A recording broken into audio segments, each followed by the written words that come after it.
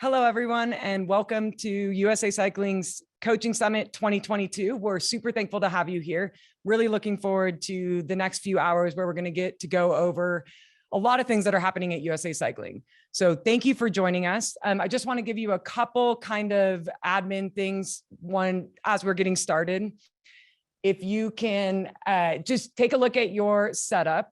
There is a Q&A function. If you have questions, that's the best way to put them towards us. We're going to be monitoring the question box. So any questions that you have throughout the presentations, please direct them straight into Q&A.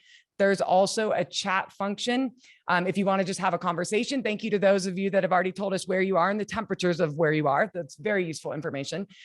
Feel free to use the chat feature if you just want to have a conversation. Hopefully you're listening to us and don't want to have a conversation without us, but we will be monitoring both the chat and the Q&A. So thank you for being here. My name is Kelsey Erickson. I am the Senior Director of Health, Engagement, and Experience at USA Cycling. And we are super thankful to have you all here today for this summit featuring Fast Talk Labs. I'm going to go ahead and talk us through the agenda so we can get a layout of what's to come. If we can go to the next slide, please. All right, so you can see here what the agenda is for the day. I'm going to give us a quick welcome. Then I'm going to introduce you to Brendan Quark, the CEO of USA Cycling.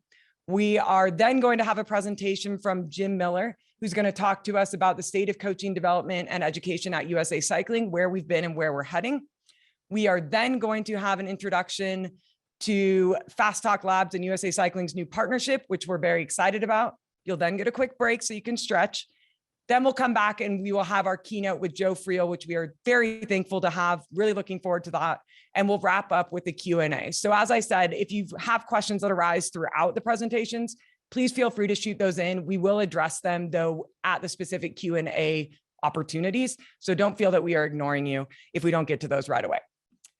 So welcome and thank you. As you know, when you entered, this is being recorded. So for those of you that aren't able to attend live, which you will be hearing this later, we will be sharing this out later. So don't worry about that. But just so that you know, we are recording this session. All right, so I'm going to go ahead and give you a little bit of an introduction to me, what my role is. Some of you will probably be familiar with my name. If nothing else, you've received emails that are addressed from me regarding safe sport training. So for those of you that have never seen the face behind those emails, it's me. Hello. Really excited for the new position that I have at USA Cycling, and it really actually feeds into coaching quite well. One of the things that we've recognized in our organization is that, and we've been aware of, but that we're now addressing directly, is the realization that, our athletes need coaching on and off the bike, and it's a holistic approach to developing these athletes. And so my role at USA Cycling is really to come in and provide the support and opportunities alongside the actual bike training. So working on building out education opportunities, addressing physical and mental health, looking for financial opportunities and opportunities for them to develop and grow in careers. And I know, because I've received a lot of emails from many of you, that those are things that you're thinking about as coaches as well. What are the ways that you can support your athletes that you're coaching in things that are related to the bike, but not necessarily directly related to training on the bike. So please feel free to use me as a resource. Over this next year, we're going to be rolling out a very detailed and organized athlete well-being program.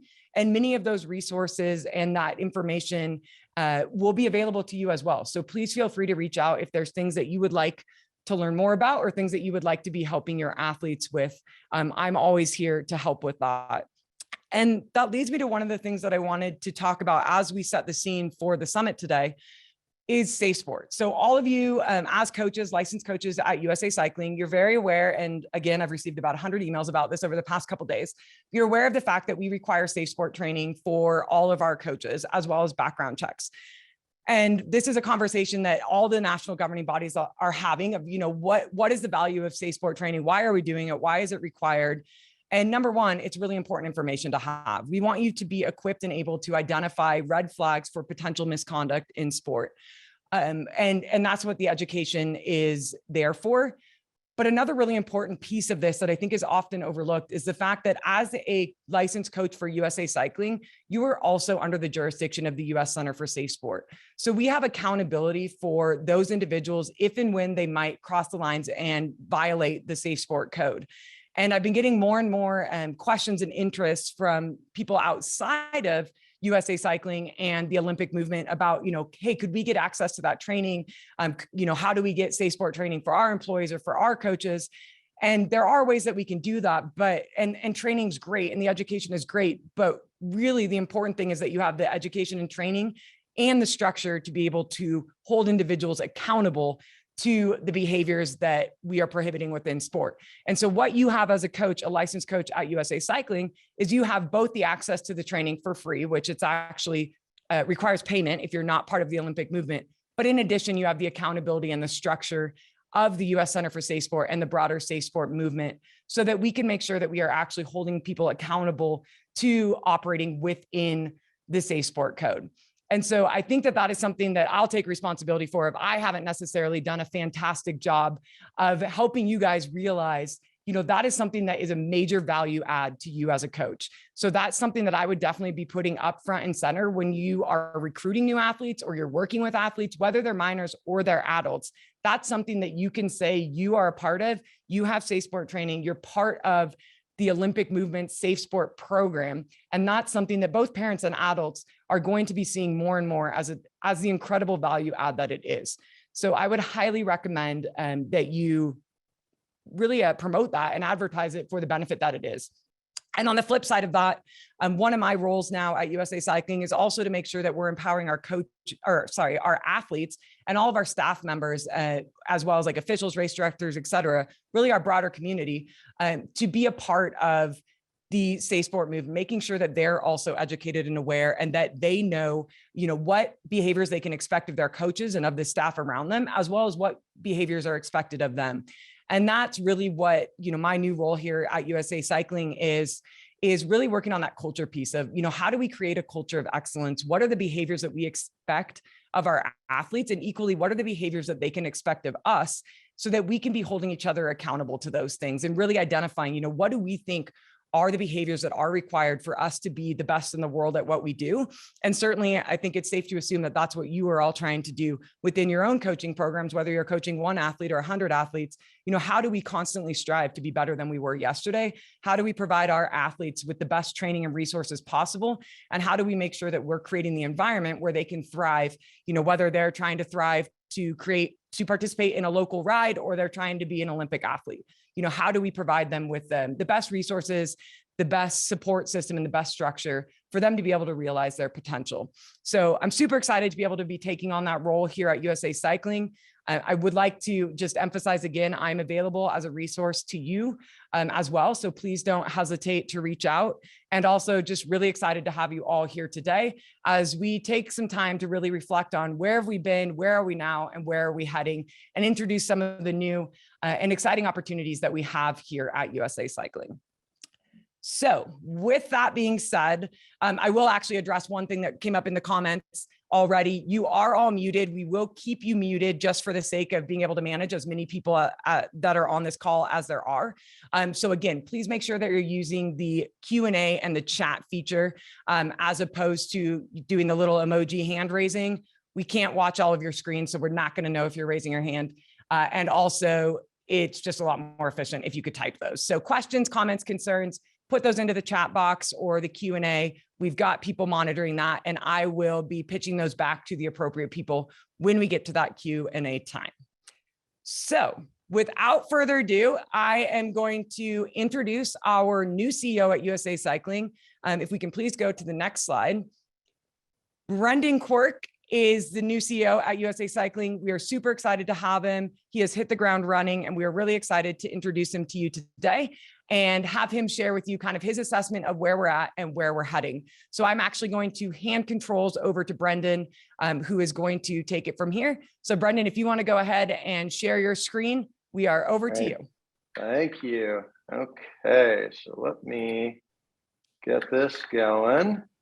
Okay, well, hello, everybody. My name is Brendan. It's good to see you. Thanks for joining.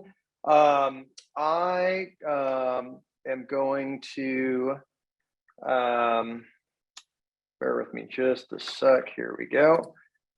Got a few things I'd like to cover today. So I want to give you a quick bit of personal background of why me, why am I the CEO? Want to make some comments on the direction I feel like the organization has been on over the last few years, kind of the work that we've done in the last 6 weeks and the direction we would like to take USA Cycling. And then you want to open up the floor to any questions that that you might have. So my relationship with this organization goes back a long, long time. I'm one of that kind of Greg LeMond generation in the sense that, Greg LeMond is how I discovered the sport on TV as a teenager.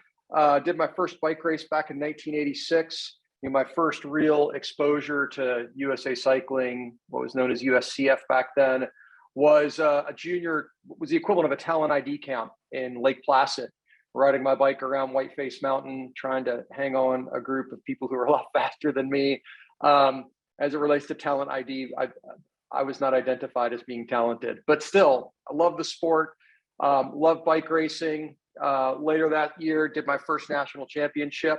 This is from the 1988 Junior National Road Race. It's in, it was in Reading, Pennsylvania, and it was an eye-opener. That is me with the very ill-fitting helmet. It was the first of many lessons that day. It was my first DNF at a national championship. Funny story, it was the night before the race.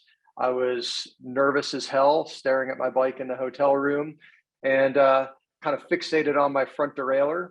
Saw that there was this screw that looked like it was backed out way too far. So wanted to be like a Boy Scout and be thorough, and I screwed the screw back down, not knowing what a limit screw was. And on the first climb of the day in Reading, I had the world's worst case of chain suck, couldn't fix it, DNF'd after about 5 minutes into the race. And it was painful and embarrassing. Jonas Carney won that day. Bobby Julich, a name I'm sure we're all familiar with, he was second. But it was the first of a long journey of trying to race, do the best I could as a bike racer. Went to school at a little place called Swarthmore College, raced in the ECCC. It was the first time I ever met Derek Bouchard Hall when he was racing it. Also in the ECCC back in the day. And I want to do a pop quiz to all the coaches here. We'll make use of the chat function. I'm the first person who can tell me what this jersey was modeled after, what pro team it was modeled after. I will Venmo you $20. Hopefully somebody will figure it out. I don't know if I've normally stumped people. No cheating. So anyways, raced for Swarthmore, fell in love with collegiate cycling, and the team aspect of it. Still a big believer in collegiate. And from college, ended up on my journey to becoming, as I laughingly say, the world's slowest Cat 2. Spent about a decade racing. Yeah, I lived in Arkansas, raced to Arkansas, a lot of time in the great early season races down in the Austin area and Texas Hill Country, Louisiana, Mississippi. There was some great racing in that general area back in the day, and really went all in to see what kind of rider I could be. I was a client of Adam Meyerson's back in the day with Cycle Smart, and really appreciated how he helped me with my journey, and certainly recognized the value of coaching back then. My love of the bike did what it does for many people. It led me into the bike industry. I started a little bike shop in Little Rock, Arkansas, my hometown. In the late 90s, I was in love with high-end bikes. My business partner there, Craig Zedeker, was a really great mountain biker. He was in love with high-end bikes, but Little Rock was small and the high-end bike market was small. And so we did the logical thing, or at least logical to us. We turned to this kind of prehistoric version of the internet just to find kindred spirits to talk to about, to nerd out with about high-end bikes. So we were on listserv groups and Usenet forums and things like that, and started to go on our crash course about what the world of high-end cycling stuff was. And I'll share with you the first big leap of faith that we took as it related to high-end bikes was we would watch the Tour back then, 99, 2000, and we would catch glimpses of SRMs, this notion of training with power. And we were like, that's kind of cool. How do we get those? There was a little bike mail order place in Idaho called, I think it was called Schwab Cycles. I think they sold SRMs. SRM's office in Colorado Springs was just kind of getting off the ground. They weren't easy to get. So I literally went to my bank, got a loan against my house, and I bought 10 SRMs directly from Germany. And it was our first foray into what does it mean to really try to get involved in high-end cycling and performance-based cycling on a national level. And lo and behold, we sold those 10 SRMs as fast as we could put them on the shelf. And we were like, holy smokes, I think we're onto something. That business ended up turning into Competitive Cyclist. And that's what we turned our little bike shop into, was a pretty impressive internet company in the era when internet companies hadn't yet really existed. It was the wild, wild west of e-commerce.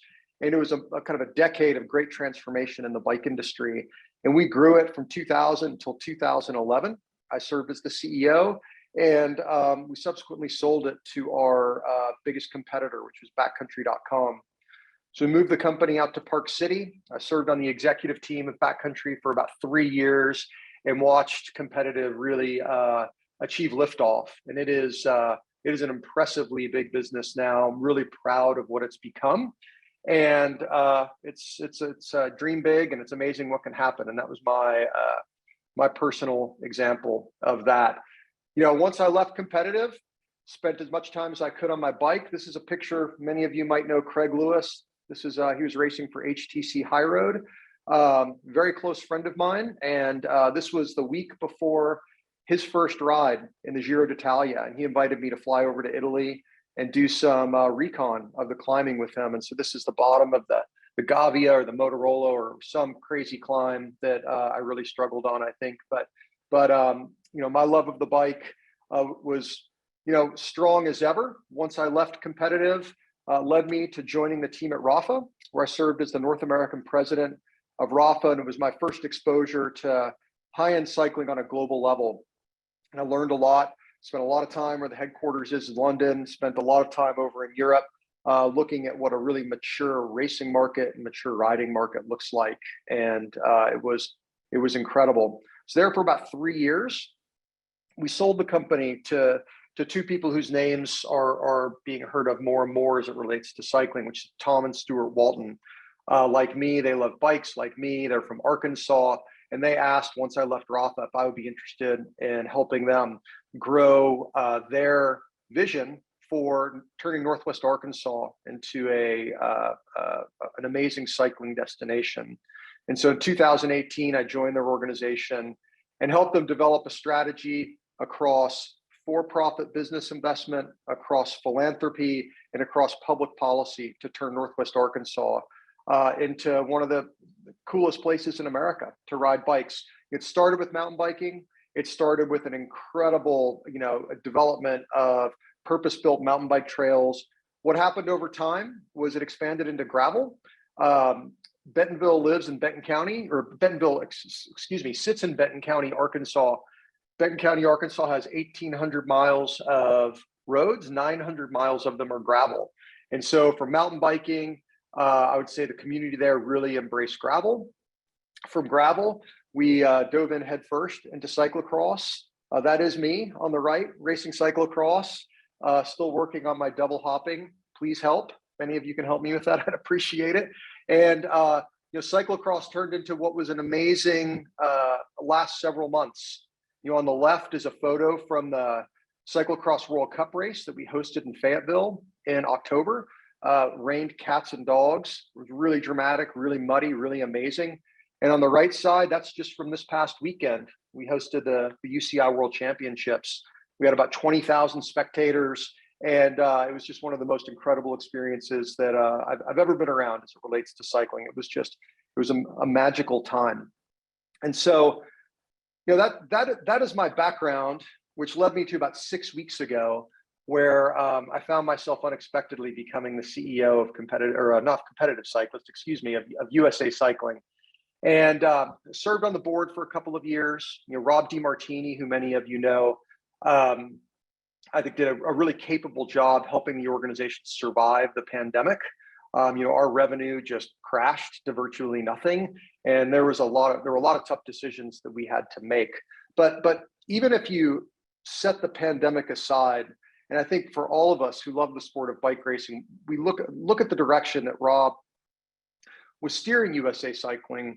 My feeling is that what he was trying to achieve was to expand membership and expand membership. What that meant for Rob and what it meant for the organization for a few years was figuring out, how does USA Cycling tap into this large customer universe of enthusiast cyclists, just like this guy on the right. Not bike racing, not bike racers, but it's people who, they're doing bike share, they're commuting on their bike to work. How does USA Cycling become relevant to them? And we spent a lot of time and a lot of focus trying to develop an insurance proposition for an enthusiast market, which, because we wanted to expand membership, I understand the logic of that. But when I look at what USA Cycling exists for, I feel like strategically probably was not the right direction for the organization. And so what I want you to know, because all of you in the coaching community are stakeholders big stakeholders of what USA Cycling stands for, how we're going to spend our focus, how we're going to spend our money. What I want to be really clear to you is, our days of chasing the enthusiast member, they're over. And they're over effective right now with me in this seat as CEO. USA Cycling, we're a nonprofit. We exist for one reason and one reason only. Our mission is to grow the sport of bike racing. We grow it on the grassroots level, and we are tasked with achieving sustained international success, World Cup, World Championship, Olympic Games. This is our entire universe on this one slide. And what I can tell you is that anything that is not geared towards driving one of these two objectives, USA Cycling is going to stop doing. We have our hands full with these two things right here. We don't have enough resources as it is. So focus is going to be monumentally important to our organization. So I've only been here for 6 weeks. I've been talking to staff, talking to members, talking to lots of stakeholders, and we've very rapidly begun to develop a strategic plan. And I don't have a War and Peace like document to share with you as to what that strategic plan is, but what I want to share with you is what the pillars of that plan are, so that you can understand the direction that we are going as an organization. The first pillar, and this needs to be the first pillar because this is the most important thing we have in front of us. We need to re-energize American bike racing. We spent the last 3 years thinking about every cyclist in America except the racing cyclist. We spent the last 3 years divesting financially from all of our constituents who help make racing come to life across America. And we need to do a 180 and reinvest in this community. By supporting clubs, LAs, coaches, officials, etc. This is how we, as the national governing body of the sport, can achieve scale in bringing energy back to the sport. So nothing is more important than how USA Cycling engages with all of these constituent groups, supports you and your objectives, so we can bring more people into the racing community and grow the sport. Secondly, we need to expand and retain our audience of racers. COVID got a lot of people on bikes for the first time. Gravel has been set on fire the last 3 years. Lots of new people are discovering the sport through gravel. How do we as an organization segment out American cycling and identify groups of cyclists who we need to be disproportionately focused on to invite them into our sport? How do we think about getting kids who are racing BMX into mountain biking? How do we create a nationwide collegiate cycling network to make it so that kids who are graduating from NICA, no matter where they go to college, no matter what state they live in, are going to be able to find a great college club or a college team to join? How are we making it so that someone who discovered cycling through gravel and then sees the Tour de France on TV for the first time, and they say, God, that looks really cool. How do I do road racing? How do we bring down the barriers to them jumping into the sport? And then for all of the newcomers to the sport who logically come to USA Cycling and say, how do I join a club? How do I find a coach? How do I find an event? How do we invite them into our sport? How do we make it feel like the community that it is? How do we show them the fun that the sport has to offer to make it so we can grow the sport again? That is our job to figure that out. And on my watch, we are going to figure that out. Thirdly, we must deliver sports performance success. So the USA Cycling business is really two businesses in one. We have our grassroots business, Our revenue for that is our membership revenue. And then we have our elite business. Our elite business has two forms of revenue. The first form of revenue is our foundation. You've heard of the Champions Club and our other incredibly generous donors. That gives us about half of our funding to support our sports performance operations. The other half of our sports performance operations is through a high performance grant from the U.S. Olympic and Paralympic Committee. And the US OPC cares about one thing and one thing only, and it's Olympic medals.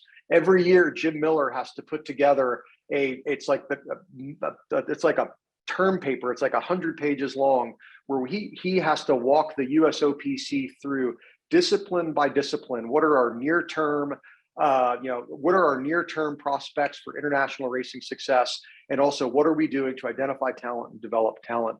The US OPC pores over those documents. Every NGB submits those to the US OPC, and all of the NGBs are fighting for a finite amount of money that the US OPC gives out for high performance grants. We will receive $2.3 million from the US OPC this year for support of our sports performance operations, and also to provide direct athlete support, financial support for our most promising medal hopefuls. They are a critical partner for us, the USOPC, and what they care about is sports performance success. It is critically important that we deliver on that. Likewise, we as an organization need to develop stronger revenue streams beyond membership. That is, we need to do more with our foundation. We need to attract more donors. And likewise, we need to do a better job earning corporate sponsorship. The US national team, our athletes, the journeys that they are on, the stories that they have to tell, there is so much value there. And we have done so little as an organization to help tell that story, make it attractive for corporate sponsors. We need to attract those dollars so we can better support our Olympians, our coaches, and our elite operations. And then lastly, we need to become the organization in the United States that spearheads diversity in American bike racing. If there's one thing I learned in my time at the Waltons, it's that there are a ton of great organizations who are delivering diversity in lots of ways within cycling. There are lots of groups that are, giving free bikes to kids, that are getting kids on bikes for the first time, that are building, safe, active transportation infrastructure. So in underserved neighborhoods, those kids can ride their bikes to school. And I love that all of that work is going on, but it is our job as the NGB to drive diversity in bike racing. We need to do it at a grassroots level. We also need to do it at an elite level. We need to make it so that Hispanic kids, African-American kids, other underserved populations, other communities of culture, we need to identify those kids. We need to get them on the national team. We need to find those kids opportunities to race in World Cups.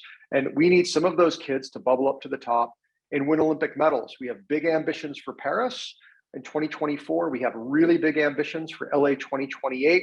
And our one built-in advantage we have as a country is we have this massive, diverse population of young athletic kids. We need to do a better job reaching beyond the white population to find that talent, bring it into our programs, and grow the sport by supporting them. It's really excited about what's coming there.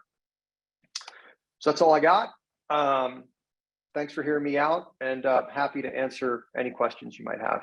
Awesome. Thank you so much, Brendan. Really appreciate that. And we do have some questions for you. For those of you that may not have seen in the chat, if you have questions for Brendan, he will be with us for a few minutes. So please feel free to throw those directly into the Q&A. Brendan, I'm going to go in no particular order other than the order in which they've come in. So here we go. First question for you is USAC going to work on developing live streaming and TV coverage of existing professional events across all disciplines? Yes is the answer. I think the one that is right in front of us right now that we are trying to work through, I'm sure everybody saw the recent announcement about the new criterium series that is coming in to fill the gap of the now kind of collapsed USA Crits. We are working across those 10 events to build a unified streaming, high quality streaming platform which I think will benefit the events, will benefit the teams, allow us to tell some good storytelling. That's the one that's right in front of us that I'm most excited about. And as an active conversation right now, we should have more to report on that in coming weeks. Awesome. That leads very nicely into another question, which is, and you kind of just did this, but can you please speak to what you see happening in the crit series this year? I hope there will not be two competing series, but rather one big one. Thank you. Yeah, there will be one big one. It's this group of 10 races. We've done everything we can to, obviously calendaring is critical. We don't want races to sit on top of each other. This has been Chuck Hodge, who many of you know, should get a Nobel Peace Prize for, it's 10 different races, a whole mess of domestic teams, bringing everybody together to one table and talking about, what's best for the sport. The progress there has been incredible. And what the mandate here is, and look, criterium racing is the unique form of American bike racing or road racing that can actually get scale. As expensive as road races are, criteriums are a lot more manageable, as we all know. I would say the MO that we had in approaching the crit series is, let's not just replace what USA Crits was. How do we take this thing to the next level? The general feedback was, if we can have an amazing year-long streaming package where there can be great storytelling, that's going to be in the best interest of everyone. And so that's the direction we're going. Awesome. Thanks for that. And I'm just going to let everyone know, we probably won't be able to get to all of these questions given our tight time schedule. If we don't answer your question, some of them I'm going to pitch to Jim, who is a gem. And others, if we have to, we will follow up afterwards. So just want to let everyone know I'm not ignoring you if you don't hear me ask your question. Here's one for you, Brendan. Gravel racing started rogue and is rogue, not Usak connected. Any plans with gravel? Sure. Now, our plan with gravel is really clear. There's a narrative out in the world that Usak's trying to come in and take over gravel, or there's some kind of antagonism about gravel. That's definitely not the case. I absolutely love the proliferation of gravel. This is an incredible way that people are getting into the sport. They're learning about endurance training. They're going out, they're doing real riding, and they're making cycling a deep part of their personal identity. Some group of those people at some point are going to say, I want to do a mountain bike race. I want to do a crit. This is a huge potential pathway for new people to come into the sport. So I have very little interest in trying to go in and enforce some kind of sanctioning on gravel. I think that horse has left the barn. Instead, I want to figure out how we create pathways into road racing, mountain bike racing, cyclocross racing for gravel racers who want to diversify their riding lives. Awesome. Thank you for that. Another question, how will NICA and USAC get on the same path? We are as many of you know, we're actually a sponsor of NICA. We have a 3-year agreement. We're on year 2 with them. We're providing NICA, this is a rough number, so don't quote me on it. It's $35,000 in sponsorship, $40,000 in sponsorship this year in cash. We're also partnered with NICA. So from a points standpoint, racers who care about their kind of corral placement at nationals, points in NICA races are going to count towards nationals. So again, we've got a partnership there as well. I think the highest value we can provide NICA is by taking collegiate racing not just to the next level, but like 5 levels higher. If we can work with NICA to tell all of their participants, look, you don't have to stop mountain bike racing when you graduate from high school. There's going to be an incredible program for you to walk into in college. That's the highest and best way that we can collaborate with NICA. And that is definitely the direction that we're going to go. Collegiate's complicated, but I also think we're uniquely positioned to try to make collegiate come to life. The industry has really generally looked at us and said, please figure it out. And the reality is this, NICA membership is doing this. You look at the last 5 to 8 years with NICA, we all know what NICA participation has done. Our collegiate, memberships have tanked. And that to me, data is your friend. And it tells me we are really screwing the pooch as it comes to collegiate. We need to figure that out. We need to figure out clubs. We need to figure out varsity. If we can make collegiate cycling really come to life, we will turn those folks into cyclists for life. Will benefit USAC, benefit coaches, benefit bike shops, it benefits all of us. This will be one of the biggest priorities that I drive as CEO for USA Cycling. Awesome. Thank you, Brendan. And thank you for the questions. They are coming in fast and furious. Definitely won't be getting to all of them right now, but we will follow up on them. A couple quick ones for you, Brendan. One is, and you've mentioned this, but would love to hear it again. Can you please repeat the mission of USA Cycling? Did you say the mission is to grow the sport of cycling? The mission of USA Cycling is not to sell insurance to bike commuters. The mission of USA Cycling is to grow the sport of bike racing. And we do it in two ways: grassroots, and we do it by identifying, nurturing, and supporting elite level talent. Period, full stop. Everything else ain't doing it. So simple as that. Awesome. Another question for you. Would love to know what plans there are to support growing women's racing, from simply more racing opportunities to parity and prize money. What's happening? You know, you saw the announcement. You probably saw the announcement was yesterday or the day before. New title sponsor for Joe Martin stage race. Part of that is equal pay for men and women. Our criterium series, or not our, but the series that we are working with. The new 10 race series we're working with the events and the teams on, that will have parity in pay. I think that's just the trend that the sport is going. If you're an event that is not doing parity in pay, I think you're on a suicide mission. I mean, it's just not justifiable. And I look at it from the standpoint of what we do from an elite cycling standpoint. I mean, you look at the Tokyo Olympics, all of our medals were won by women. You look at, the 2020 World Championship won by our women's team pursuit team. Our strength is women. I actually think we are a global leader in women. I was just at Cyclocross Worlds this weekend. What do people want to talk about? They want to talk about Clara. They want to talk about Maddie. They want to talk about Katie. Women is a strength for us. So for people who are not down with equality between men and women, it's crazy, and they're just detached from reality. So we are fully behind parity in every way, shape, and form. Awesome. Thank you, Brendan. I'm going to give you one final question. This is, what investments will Usak make to increase youth development at the grassroots level? That's a great question. And I think that we need to puzzle through what that looks like. I think there are a lot of potential avenues. Do you invest in clubs? Do you work with clubs to help them supercharge their youth development efforts? Do we work with USA BMX to try to get a big, USA BMX is on fire right now. They just had their season opener in Las Vegas last month. They ran more motos, the biggest season opener they have had in the 50-year history of the organization. We need to figure out how can we build pathways for those kids to come in and race mountain bikes, race road bikes, et cetera.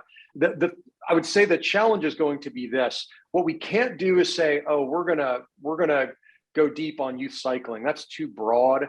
We are gonna have to choose very selective ways that we are going to try to drive youth participation. I don't know what that is yet. That's part of the strategic planning process. You saw these 5 pillars. The work that we're doing now is to build operational frameworks and work plans around them that we are going to be very transparent about to membership. You will see what our priorities are, and you will see what our priorities aren't. And how we crack the code on youth is going to be part of that. So I would say TBD, but it is a top priority for us. Awesome. Thank you, Brendan. Kelsey, let me just make a couple of other final comments. One is, somebody needs to tell me who guessed RMO first so I can get them $20. That's most important. Secondly, I see there are a lot of questions and I'm really bummed I can't answer them. My email is bq@usacycling.org. Feel free, whoever the 19 people whose questions aren't getting answered and all of you here, feel free to email me. Give me a bit of time to get back to you. But we are going to win as a community. And what that means is I want to hear from you, with your coach's hat on, with your member hat on, with whatever hat on you want to put on. But this is going to be a far more deeply engaged and far more community-driven organization. It's the only way we're going to win. So I welcome feedback from you. And I really appreciate the opportunity to speak to all of you today. Awesome. Thank you so much, Brendan. Thank you for being here. And yes, we will get those questions sent over. We'll drop Brendan's email into the chat so you'll be able to get that directly to him. And then also we'll be able to answer a number of these questions with Jim, as well as others that will be joining this call as we go. So thank you so much, Brendan, for being here. We really appreciate it. All right, next up, we have Jim Miller. I'm going to invite him to come join me on my lovely stage. Jim is the Chief of Sport Performance at USA Cycling, which I'm sure most of, if not all of you, are very aware of. And we're very thankful to have him here with us today. He's going to be talking to us about the state of coaching development and education at USA Cycling. So Jim, thank you for being here, and over to you. Kelsey, thanks for having me. Hello, everyone. Thanks for joining us today. As Kelsey mentioned, I'm the Chief of Sport Performance at USA Cycling. I have been here collectively for 20 years. So I've seen a lot of CEOs. I've seen a lot of chief marketing officers. I've seen a lot of direction changes. And I want to say what Brendan has picked up in the first 45 days of his job here is godsend for everybody who loves bicycle racing. It's nice to have the focus put back on bicycle racing. It's nice to have the focus put back on growing the sport. It's nice to have the focus put back on national teams and really making this sport what we think it can be. I started USA Cycling 2001, took a little hiatus in 2018, came back about 22 months ago in March 2020, which happened to coincide perfectly with COVID. As I came back, I had some pretty grand visions for what I wanted to do with the Coach Dev and Ed program. I had overseen the program in my prior stint. I don't think we did a great job with it. As I left and had reflected on it, I really wanted to come back and make an impact in this program. I think we had a summit in 2020. I laid out a bit of a vision for what we were working for and what we thought it could be and what we were trying to reach. About the same time, we started working on 2021 budgets, and I realized that everything we were talking about was going to be years in coming. So maybe the moral of the story is I should have probably had better timing with my return. There's a lot that we can control, and this coaching dev and ed program is one of them. Prior to me returning, we had Kevin Dessart, who was our director for coaching dev and ed. Kevin spent a year and a half in marketing and stepped away from Coach Dev and Ed. So when you collectively put all of this together, it's been about 4 years where this program has just meandered in the wind, if you will. I really think we're at a point now where we can start moving forward. We can start growing forward. We're going to talk about that in a little bit. But I think it is worth just acknowledging, where we've come from. And again, I do apologize that we weren't able to do anything in the last year. But that tide is turning. And I think even the tide in the company is turning. For the first time in a long time, it feels like we have some momentum. It feels like what we're trying to work towards is meaningful, and we're going to get there. What we haven't been able to do, I think maybe the better question is, what have we done? And realistically, it's not a lot. This program's treaded water. We've triaged it for a long time. It really has been a tough time for us, and it's been a tough pull through this pandemic for this company. A year ago, I had 4 employees, and we were moving towards an Olympic Games in 6 months, let alone try to accomplish anything else. Fast forward to now, and I think we've gone through our nuclear winter. We've survived. We're here. We live to fight another day, and we can start building and start talking about things we want to do. I do want to talk a little bit about just a timeline and some managed expectations and what we're trying to accomplish. I think the first big step you're going to see in 2022 is hiring a coaching, dev, and education manager. We are finally back to the point where we can put somebody in charge of this program, let them be responsible for it, and let them start rebuilding this. At the end of this, we are going to provide a link to that job posting. If anybody out there is interested, please apply. If you know somebody that would be great at this, please apply. We're looking for somebody that can really grab this and run with it and make it what we want to make it, and make it the program we think it can be. That will happen in the next month or next 6 weeks. That's a Q1 hire, so that's going to happen first. Secondly, the next task for this person that we hire, is going to be to get the L2s and L1 coaching clinics back live and back online. I think if I'm realistic about that, we're going to have a new coaching dev and ed director. They'll come in Q2. They'll get a lay of the land, start to understand what needs to be done. So I'd expect those coaching clinics to happen in quarters 3 and 4. Third thing is a renewal of CUs and webinars. Everything that exists right now has been pretty static. It's set there for multiple years. You can access some of it. You probably can't access all of it. We've been pretty generous on CEUs where if you stuck around as a coach, we really just want to reward that and give you the CEUs. If you ask for them, we give them to you. We've made a joke in the office that if you tell us you've dissected a frog, we will give you credits for it. But I think getting these programs back up and running is essential for what we're doing. Later today, we're going to talk about this partnership with Fast Talk Labs. I'm actually really excited about this. I think we mutually benefit one another. NGBs historically are going to struggle creating content and curating content and having up-to-date content. Fast Talk Labs, this is their wheelhouse. So I think that the partnership we're putting together and the work we're going to do together over the next, let's say 5 years is going to be exceptional for coaches, and it's going to be exceptional for your learning and your education.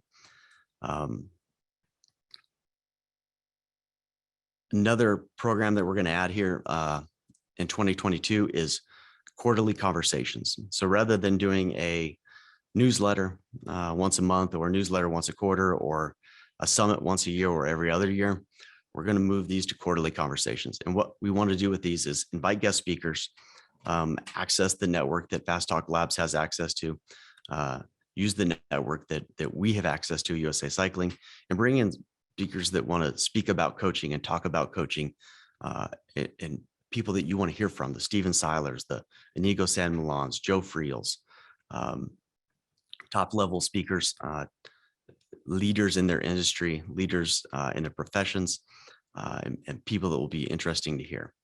And then I think the final goal in 2022 is start to put the background work on phase 2. Phase 2 for me is 2023, but it's really the conversation that we had in 2020 and the vision for this program, and moving to a more of a university system or a college credit system where you earn credits as you go. As you earn an X amount of credits, then you become a level 4, a level 3, a level 2, a level 1, as you would in university. If you have a license, then of course you can earn credits. If you don't, it doesn't mean that you can't continue to learn. You just don't earn credits for this, like auditing a course. This is going to be a part of our partnership with Fast Talk Labs. We want to create e-learning platforms, so modules of the backbone of coaching, physiology, sports psychology, nutrition. We want to partner with the university so you get a certificate from the university when you complete an entire course or an entire module of a specific sports science or whatever. We want to create in-person opportunities for discipline-specific skills coaching, so you can learn to coach the skills, so you can be taught how to coach skills and then be able to provide that to your athletes and into your coaching business. I think if we can accomplish all of this in 2022 as part of phase 1, and we can start building the platform for the future and where we're headed with it, I think if in the next 2 years for that is going to be an exceptional place to be. I do appreciate everybody that stuck around the last 4 years. We can't do this without you, and we're doing it for you, and we want to be partners with you. It has been a rough go. I think that we're past it, and I think we've cleared the nuclear winter, as I said, faced the dragon, and we're here to live another day and fight another day and start developing something exceptional. Awesome. Well, thank you, Jim. And you very kindly left us 5 minutes, of which I'm going to capitalize on. So some of the questions that have been pitched, feel free to be adding questions to the Q&A. Just as a reminder, I think some of you are using the Q&A for comments. So put that in the chat, please. And Q&A is for questions. So go ahead and shoot your questions in there, but I'm going to go ahead and pitch a few of these to Jim, ones that have come through already. So Jim, are you ready? Yes. Okay, thanks. I need a little bit more confirmation. All right, so we've got this one. Curious about future ideas around gravity and its place in Usak, downhill and enduro. Go. Yeah, it's a great question. Now I actually have a fairly lively communications with maybe 4 or 5 teams and a handful of gravity riders and what we do with this. We actually happen to be fans of gravity. We're fans of the skill set of those gravity riders and what they bring, but also recognize the challenges and the difficulty in learning those skill sets and developing those skill sets. I think our first attack at this is going to be to have a gravity community or a gravity committee that helps us with oversight, especially of our team selections and maybe our World Cup selections. I'm a cross country guy. I'm a road guy. I'm a track guy. I'm not a gravity guy. And I don't know everything about gravity. Neither does our selection committee, neither does anybody else with us. So that's the first piece. Additionally, I think as we start to develop these discipline-specific skills courses, gravity absolutely will be part of that and integrated into those workshops. Awesome.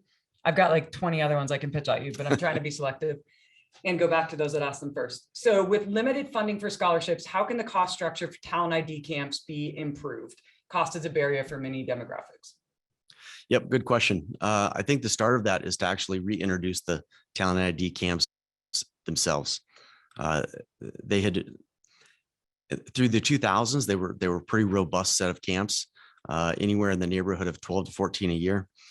We would have, and then rough number, about 400 athletes or 400 juniors that would come through those camps, and we'd have a good look at who was around the country doing what, who was coming up, who to keep an eye on, but also gave us a lot of benchmarks to track progress of athletes through the course of their junior years. Through 2010 to probably 2015, those camps started to reduce in numbers. A lot of that had to do with the prevalence of power meters and training peaks and the ability to look at power files of almost anybody and know what they were capable of and follow their progression. And I think that those camps then didn't have the value they did in the early 2000s. And I think that they had some reduction in numbers, and consequently, to keep the camps full, we started reducing camps. Somewhere around 2017, that went down to 4 camps. And then 2018, they went away. This year, we plan to bring back the camps. There'll be more of a skills development type camp than Talent ID, but Talent ID is always going to be part of it.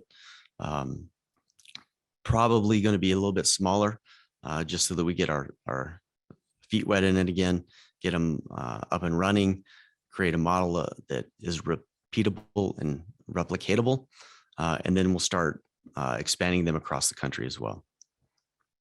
Awesome. I would like to ask you a bunch of more questions, but for the sake of time, I will save them and spare you my amazing question asking. So I'm going to now move us on to the next panel. Thank you very much, Jim, for that information. And I would like to now introduce Trevor Connor, the CEO of Fastpack Laboratories. He is actually going to be taking my spot, and I will be handing this next session over to Jim, who tried to leave, but will be staying. And the two of them are going to talk and share with us what this new partnership is, why we're so excited about it, and what it means for you as coaches moving forward. So Trevor, please come take my spot. Thank you.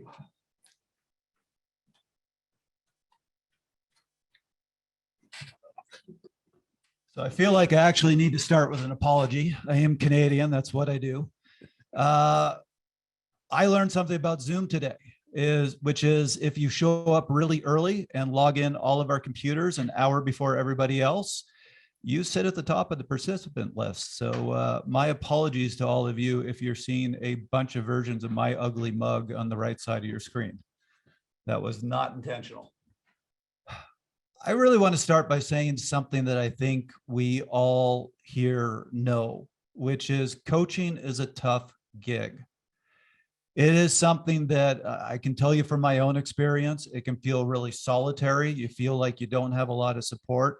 You spend a lot of time trying to figure things out that you wish somebody had taught to you, or you wish you could learn somewhere, but you just got to figure out. So, I want to share with you my initial experience as a coach. I started out up in Canada. I was winding up my career as a cyclist. And I actually wanted to get certified. I wanted to go through the whole education program, but at the time, Canada was changing their whole certification program, so you couldn't sign up. I had no way to get educated. I had no way of getting that certification. I didn't have insurance. I didn't even know how to set up a business, how to find athletes, anything.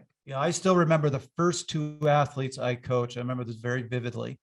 I was sitting in a coffee shop with them in Victoria. My coach had handed them to me because he didn't have time for them. And I basically, over a cup of coffee, said, here's the deal.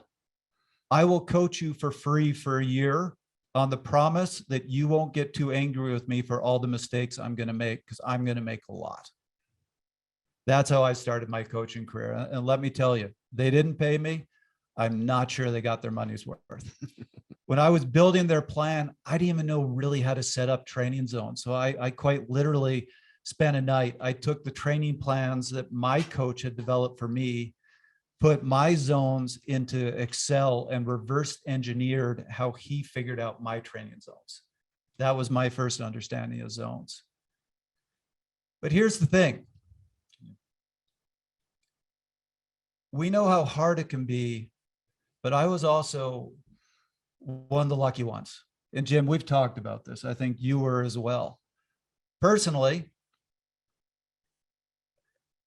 I was lucky to have the national team coach up in Canada. He took me under his wing, and he really taught me, and he helped me out. And while I started with those two athletes, eventually I was put in charge of a lot of the development athletes up there. You want to talk about blind luck. I was really lucky to get into an excellent physiology program, but here's how it happened for me. I wanted to take a psychology class at the University of Victoria, and it was in room 201A. And on the first day, I walked into 201B, and there was a health and physiology class going on there. And I sat there embarrassed. I'd walked into the wrong room, but ended up spending the whole class there because I was fascinated. And I failed the psychology class because for the rest of the semester, I kept going back to that physiology class. At the end of it, went up to the teacher and said, I've been sitting in your class, even though I'm not part of this class the whole semester. Will you please teach me? That ultimately gave me access to a great physiology lab, and that helped my career a lot. And Jim, I know we've talked about this, and you can probably talk to this as well. I'd like to say we're smart enough to take advantage of these opportunities, but we both have had a lot of opportunities that we just happen to be at the right place for the right time. Yeah, sometimes you're better off lucky than good. Yep.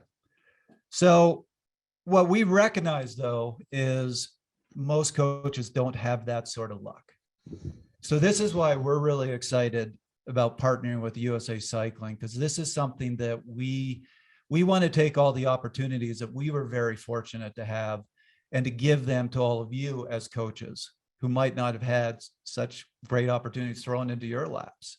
So we've spent the last year, we've done a whole bunch of surveys. We did a focus group with coaches, and we were really trying to get at just answering one question, which is, what do you need most?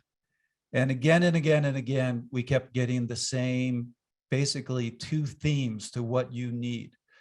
First one is support.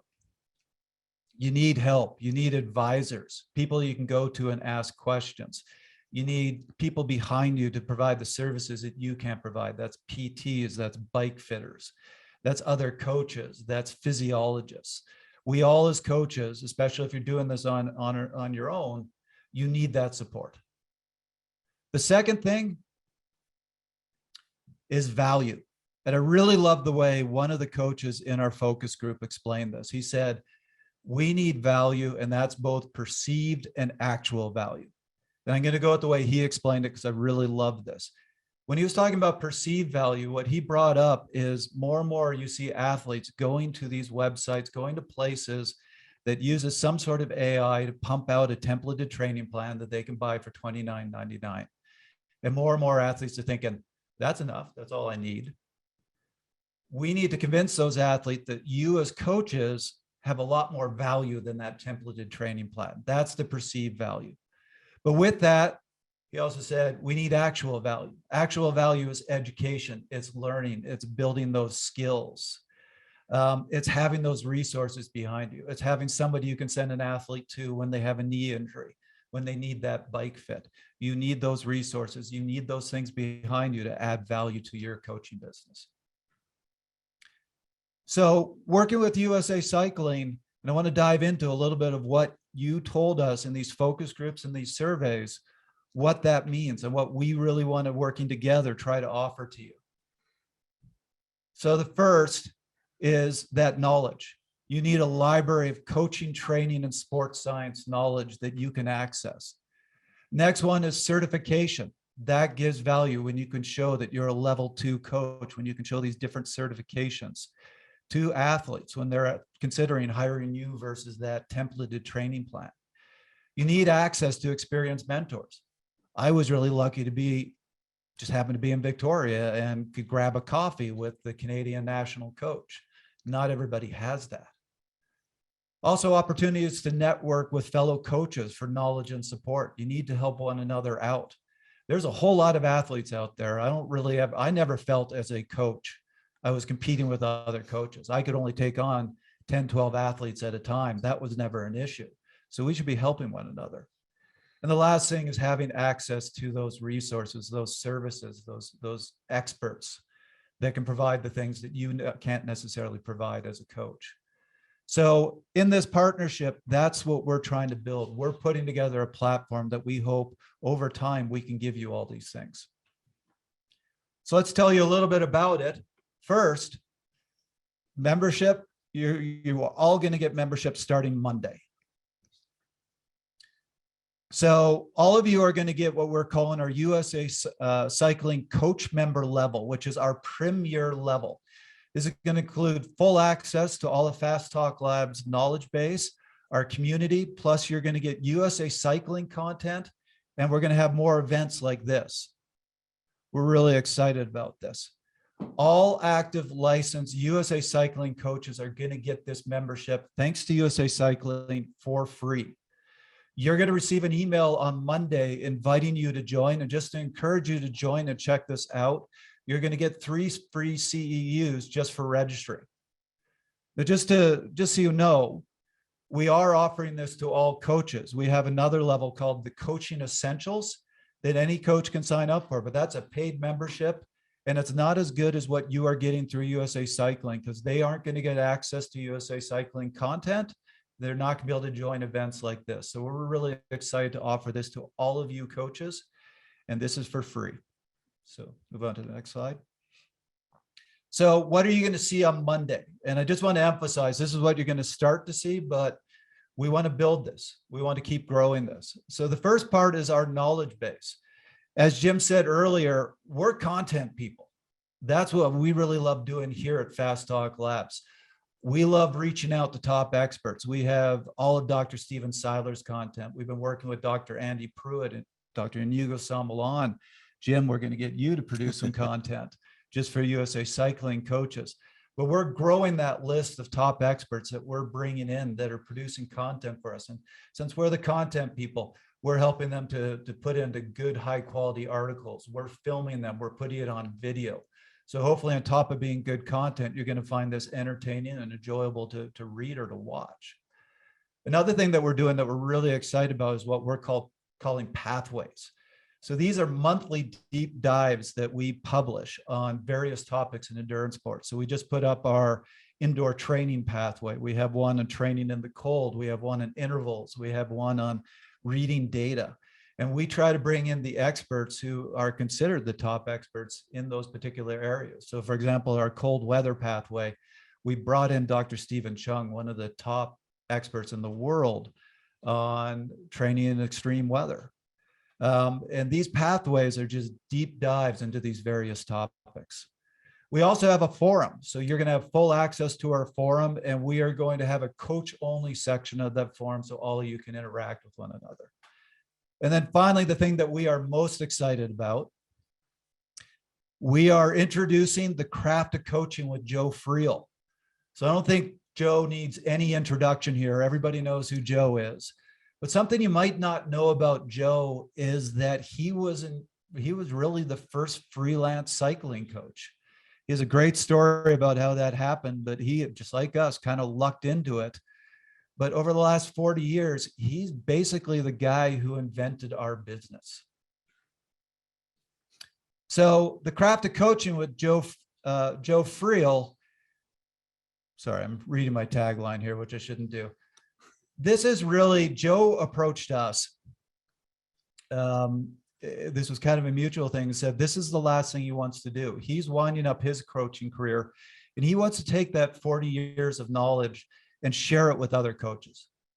He felt he has a huge amount of knowledge about running a coaching business that he just wouldn't want to let go away. He wanted to share it. So we initially talked to him about, let's put it in a book, but then we proposed the idea to him, let's modernize this a little bit. Let's do something a little bit different. So we've turned this into an online experience. It's a mix of articles, videos, roundtables. Joe's brought in a lot of top coaches that he knows to help produce content, to interview. We have downloadables such as templates from a lot of these coaches. So it is a whole body of content. We're not even exactly sure what we're going to call it or what we would call it. So the first two modules of this body are going to be live when you log in on Monday, but we're going to release another 14 modules over the next 12 to 24 months. And this is going to cover all sides of coaching, from how to train athletes, how to communicate with your athletes, how to find athletes, how to run a business. It's really going to try to cover all sides of the coaching business and how to be a coach. And then what we're also really excited about, what Joe said to us, is he loves producing this content, but what he wants more than anything is to interact with you as coaches. So we're going to set up regular Q&As. These are going to happen monthly, where all of you can join quickly, because we can only bring in so many people to each session.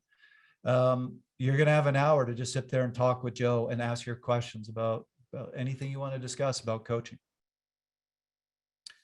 So that's just the start. As we said, the program's going to grow. Let's go to the next slide. We have a lot of things that we hope to introduce over the next year. More events like this. Jim mentioned this. We want to do, or USA Cycling wants to do, and we're very happy to be part of this, a quarterly conference like this, where we bring in top experts. We're going to have those Q&A sessions with Joe Freel, but we're going to bring in other top coaches to do Q&As as well. So hopefully that can be a very regular thing. You are going to get exclusive content from USA Cycling experts that only you as USA Cycling coaches are going to get access to. And then what we're really excited about is developing CEUs. I had this talk with Jim, again, going back to the fact that we're just content people. But what I said to Jim is, we have all this, what I think is amazing content, but we don't have a purpose for it yet. This gives it a great purpose. Using this as something to educate you as coaches, where you can get your CEUs through our pathways, through Craft of Coaching with Joe Freel, really seems like something that's going to benefit everybody. And then on the horizon, and Jim, you talked about this, is developing a whole new way of educating and certifying coaches.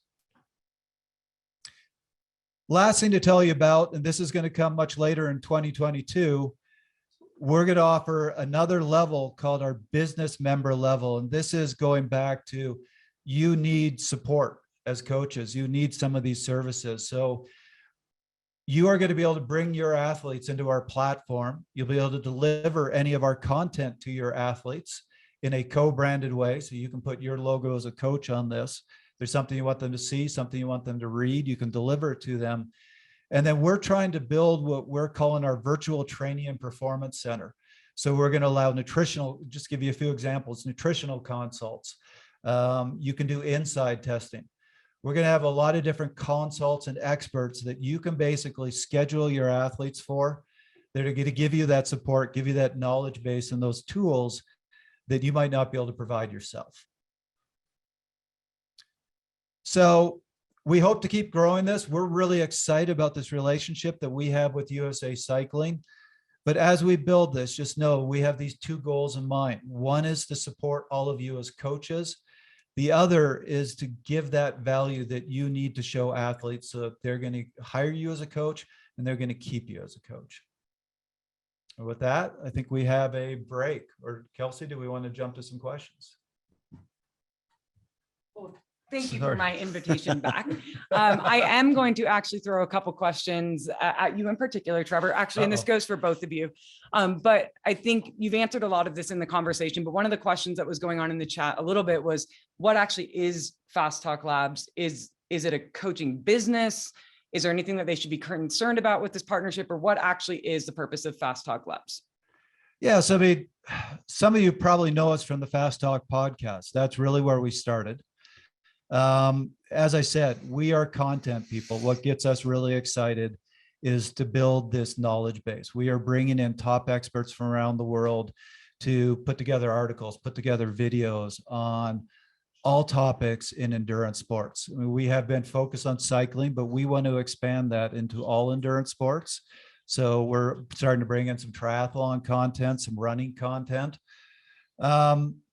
But yeah, I mean, we set up this business and said, we just want to get really good information out there. And yeah, I can tell you, we moved from the podcast. Some of you might know my co-host, Chris Case. What I said to Chris when we turned this into a business is, look, you and I can sort of carry a podcast, but we can't carry a business. And if we're going to try to build this body, it needs to be far more than you and I. We need to reach out to all these people we've been lucky to interview on the podcast and get them involved. And like I said, we've been very lucky to have Dr. Stephen Seiler support us. Dr. Andy Pruitt has been part of the company and helped us out. We've brought in Dr. Inigo Samalan, and I can keep going with the names, but we've just also Julie Young, who has been absolutely fantastic with us and helped us out a lot. And like I said, I can just keep going with the names, but what we're really trying to do is bring in top experts from around the world and let them, because they want to get this information out there, let them figure out what they want to say. And then we as the content people help them put in that article format, help them put in that video format, and then get it out to all of you. And like I said, the reason we're excited about this partnership is we love producing this content, but we are kind of doing it without a purpose. And USA Cycling is giving us a purpose with this, which is to help out coaches. Yeah, I think I might add to that. You talked about the mentorship when you're a young coach, of having somebody to talk to. Interestingly, or maybe not interestingly, I grew up in I started coaching in Fort Collins. I was going to school at CSU. Joe Freel actually owned the running shop around the corner from my house. Being a poor college student, I didn't have a lot of money to go buy shoes, but I would constantly go into shop and try on shoes so that I could throw a question at him. And once I got my question out, I'd be like, okay, thank you, move on. As we started talking about this partnership, what was exciting for me was that I actually listened to the podcast. I was one of the coaches out there riding my bike or on a Zwift, listening to the podcast, and I found it interesting. And it really dawned on me one day, I'm like, if I find this interesting, would most coaches find this interesting? It's not easy to find some of these presenters or these industry leaders talking so freely about their industry and their sport. And I think that's the real value of this partnership. I think as coaches, we all want to share. I'm happy to share. If you call me on any work day, I will, even work day for me, Saturday, Sunday as well. But I'll always pick up the phone and talk coaching. I will talk coaching with anybody to nauseam. But this is a forum where, you can come, you can get the content, you can find the content you're looking for, and you're going to have somebody live to talk to, or be part of a workshop that you can learn, small workshop where you can really deep dive and ask questions. And I think part of this is that we all want to be part of it and involved. And it's just not handing it over and saying, hey, great, take this and run with it. But it's a medium or a place where we can all join and all be part of it and all share and all help each other. And I think at the end of the day, my goal for coaching Dev and Ed is really to develop good coaches and help educate coaches to the level they want to be. We have other questions? Try to keep making you walk back and forth. It's good. I'm getting my exercise. No, I think you've totally addressed that. And one of the things that just came, one of the questions that's on there is, how do coaches make sure they maximize the benefits of this partnership? And I think both of you can answer to that. Have at it. Want to go first? You want me to take that? Go ahead. I think it's taken advantage of what we have here. At the end of the day, we are providing resources. We are providing information. Ultimately, you as coaches have to take the time to log in and take advantage of this. We have, I think Chris was telling me the other day, we've got over 1,000 pieces of content now on the website. So it's really for you as coaches to go in there and say, what do I want to learn? What do I want to engage in here? Find that content and go through it. Find the experts that you want to learn from. Take advantage of these live sessions that we're going to have. As I said, this is something Joe Freel hasn't done before. Now, every month you can log in, spend an hour with Joe Freel, ask him his questions. We're trying to offer all this to you, but for you to, it's ultimately for you to come in and say, I'm going to go through this. I'm going to do that pathway. I'm going to get these CEUs. I'm going to go to that live event and take advantage of it. We can only offer it. You have to actually take the steps to do it. I think that's perfect. Okay, thank you. And we're back. And I'm back. Just so everybody knows, Kelsey has got a pretty good Fresh ACL tear. Yes. ACL meniscus surgery. I'm walking with a limp. So this is what she's going. She's walking back and forth with that to come and give us questions, which is great. Totally worth it. Getting my exercise in. So a couple of the questions are around CEUs and basically like what all will be available for CEUs is it certain subjects? Is it certain courses? Is it all everything? Just how do you envision that playing out? Yeah, I think that's something for us to work through, but we do envision that as you participate in any of these courses, any of these workshops, any of the pathways, that there would be CEUs coming out of it on the backside of this. I think a lot of the quarterly conversations that we've discussed, those would be free to you. We want those to be open. We want you to be able to join them. We want to offer CEUs for those. And then as we start developing modules and creating some e-learning and some online content around that, then those also will have CEUs. So eventually the CEUs will turn into a college credit type system.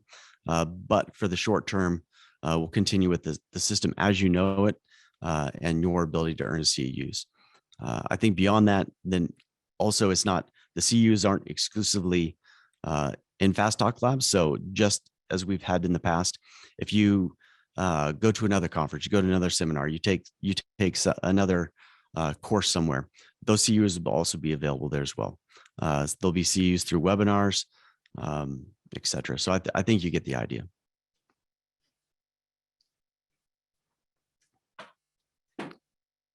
I'm hustling.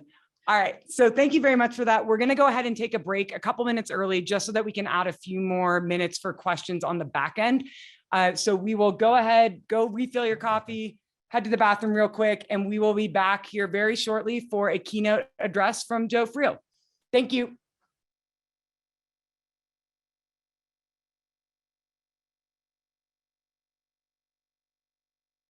All right, welcome back. Hopefully you are all back from break. I'm very quickly going to be introducing our keynote speaker, but before that, I do want to address a couple questions, not all of them, but some that have come through in the chat as well as the Q&A. With regards to our website, we are very aware that it is not the most easy navigated nor enjoyable experience. So we're aware we have to deal with it every day. Yes, we would like to get that fixed. It is a priority. When that will happen, I do not know. So join the club of those of us that have trouble with our website. But the good news is that Fast Talk Labs has a great website that is much easier to follow. I don't know if the next question was about their website or ours, but they have introduced new pathways that you can follow that makes it very simple. So if you're looking for nutrition, you follow these things. If you're looking for physiology, you follow these, et cetera. Definitely go check it out. There were a few questions around CEUs. With Fast Talk Labs as part of, or as a USA Cycling member, with the membership that you'll get with Fast Talk Labs, that's paid for through your USA Cycling membership. You will get CEUs from the content on Fast Talk Labs. There will be a limited amount of that on a yearly basis, but you will essentially have a yearly amount that you can utilize free of charge thanks to your membership with USA Cycling and the partnership with Fast Talk Labs. And for those that have asked a couple times, you do get CEUs for this, being a part of this session. It's 20 CEUs for attending this session. Another question was, if your license expired 12/31, would you still get the invite? Get your license renewed, and then you can add the invite. But just kidding, you actually will get the invite anyways, but you should still renew your license. So that's for you, whoever that was. And I think that was the majority of the logistical question. Oh, the other one is Fastpack Labs has made the decision. There was a question around like, is this making too much competition to get athletes? Fastpack Labs is not going to be coaching. They are strictly providing content. So for those of you that were concerned that this would suddenly give you access to fewer athletes, that is not the case. They are providing content. They were aware of that potentially being a concern and have made the decision that they will not be doing the coaching. So just want to make that very clear as well. So I know I haven't answered all 34 questions plus 257 comments. I made that part up, but there are 34 questions, but we've got some of them. We will have more time at the end. And just so you know, if we don't get all of your questions, we can print them. We will print them, we will answer them, and then we will send the answers to all of you that have registered for this summit. So you will get your questions answered. They just might not be live, but we will do the best that we can. So without further ado, we've already heard about Joe Freel. He is the creator of the Craft of Coaching. For those of you that may not be aware, which I'm sure is very few of you, we're super thankful to have him here today. This is a great opportunity for us to hear and learn from him. And as Trevor mentioned, Joe wants to give back and nurture that next generation of coaches. So we're super lucky that he has chosen to do that with us here through our channels. We have decided for maximum impact that we recorded this in advance because we didn't want to have to deal with any potential technical difficulties. So we will be sharing a recording that Joe did for us yesterday. However, he is here live with us on this call. And following the video presentation, we will have a live Q&A with Joe where I will pitch to him the questions that you pose in the Q&A. So as you're listening to this presentation, please be putting any questions that you might have in the Q&A, and we will have some time at the end of the presentation for us to do some live Q&A with Joe. So without further ado, thank you, Joe, for being here. We look forward to chatting with you after this presentation, and we are now going to have the video. Good morning, everyone. I'm happy to be here. I'm working on a project right now called the Craft of Coaching. It's a rather big project, which is going to go on for quite a long time. We're several months into it right now. The purpose of the project is to examine coaching from different perspectives, perhaps than what you're used to, and report those back to you as coaches. I want to show you one of those perspectives today. It has to do with how you coach, not what you coach, but how you coach your athletes. Coaching talks like the one I'm doing here today are usually about the science of training athletes. Today, I'm going to do it a little bit differently. I'm going to talk about the art of coaching athletes. How do we go about doing this? This actually starts with 3 questions. What kind of a coach are you? I know that sounds rather nebulous. Hang in there with me. What kind of a coach are you? What kind of coach would you like to be? And are these 2 things in agreement? Are you actually the coach you want to be? Specifically, I'm going to talk with you about being what I consider a good coach, a successful coach, and a happy coach. These are unique ways of looking at what coaching is all about, but they're also the essence of coaching. When we're talking about you being a good coach, what does that mean? Same thing for successful coach, same thing for a happy coach. I think we sometimes get too caught up in the science of coaching and forget that we're working with people first and foremost. That's really what this is all about. That's why I'm calling this project the Craft of Coaching. It's more than just science, although that's an important part also, but it has a lot to do with the way we interact with our clients and how we are able to help them achieve their goals in the sport. This is the Dunning-Kruger effect chart. Let me orient you somewhat. Down at the bottom on the x-axis, we're looking at wisdom, which is the combination of knowledge and experience over time. Experience represents time. So that's really a timeline down at the bottom. And it goes from knowing nothing to we finally wind up at the very high end where the athlete, or the coach rather, has become a guru in the in coaching. On the left-hand side is the y-axis. That represents confidence. How confident is the coach that they're becoming wiser? So with that in mind, let's take a look at how all of this works in for the coach over time. We all start out in the lower left-hand corner. We really don't know anything. We're just beginning. Within a matter of a short period of time, though, and this could be months, it could be years, depends on the coach. But we come to the point that's referred to on Dunning-Kruger as the peak of Mount Stupid. We really don't know anything because we're very, very early in the growth phase, the time phase of this x-axis. But we feel like we know everything, and you've seen those folks. Folks who really don't have much experience at all, but they think they know everything there is to know about a given topic. That's where we are in a very short period of time after we finally got started on this path to becoming a more wise coach. Following peak of Mount Stupid, we go through a period of time where we begin to realize that there are things we don't know. This is referred to as a program termination zone. And it's a phase often where a coach decides to quit. There's just too much. I can't keep up with all this. There's no way I'm ever going to learn all of this. So I'm no longer a coach. I give up. That can happen, but fortunately, many coaches don't do that. In fact, very few coaches do that.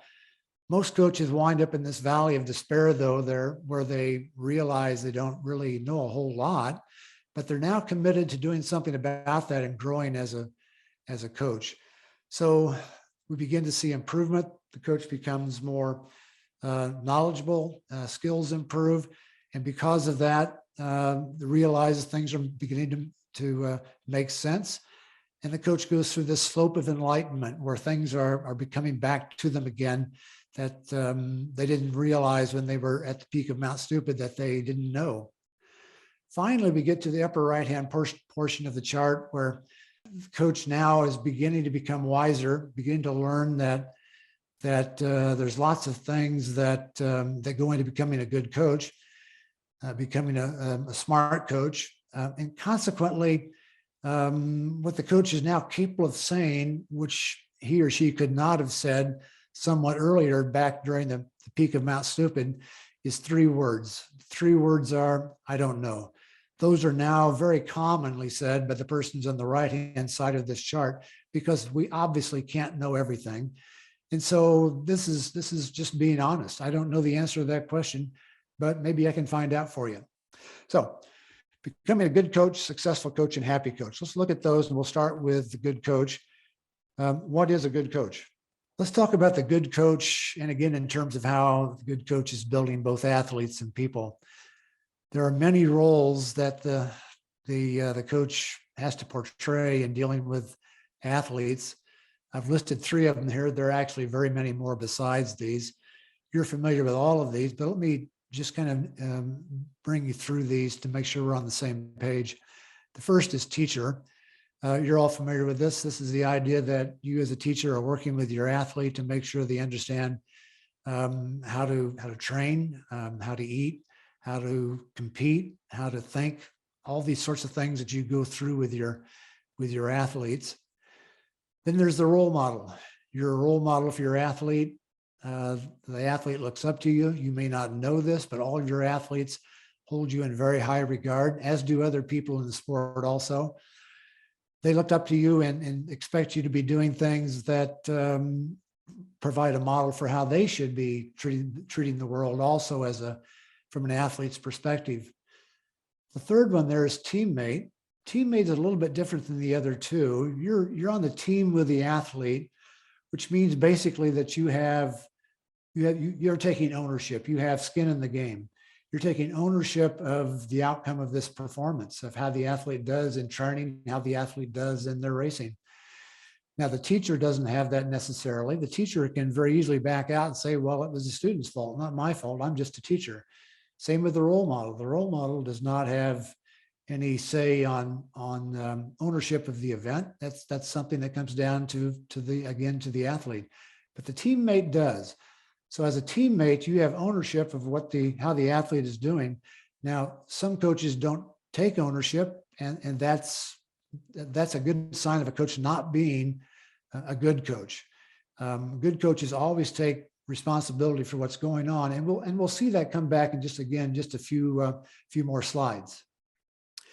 Another relationship that you have with the athlete, which is pretty unique, is that you have an athlete coach relationship, which is like an employee-employer relationship. I think we all know who you are in the relationship. You're the employee, at least in our normal form of coaching athletes, personal coaching. You're the employee, and the athlete is the employer.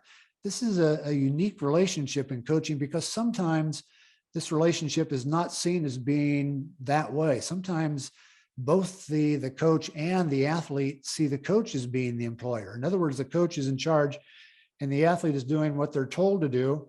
And that's a critical point here because it points to your style of coaching. Style of coaching, let's get into that next. So you're the employee, you're not the employer. That means that you're going to treat the athlete in a unique way depending on how you see yourself. This unique way has to do with either being autocratic or democratic. Now, this idea has been around for a long, long time, centuries, in fact.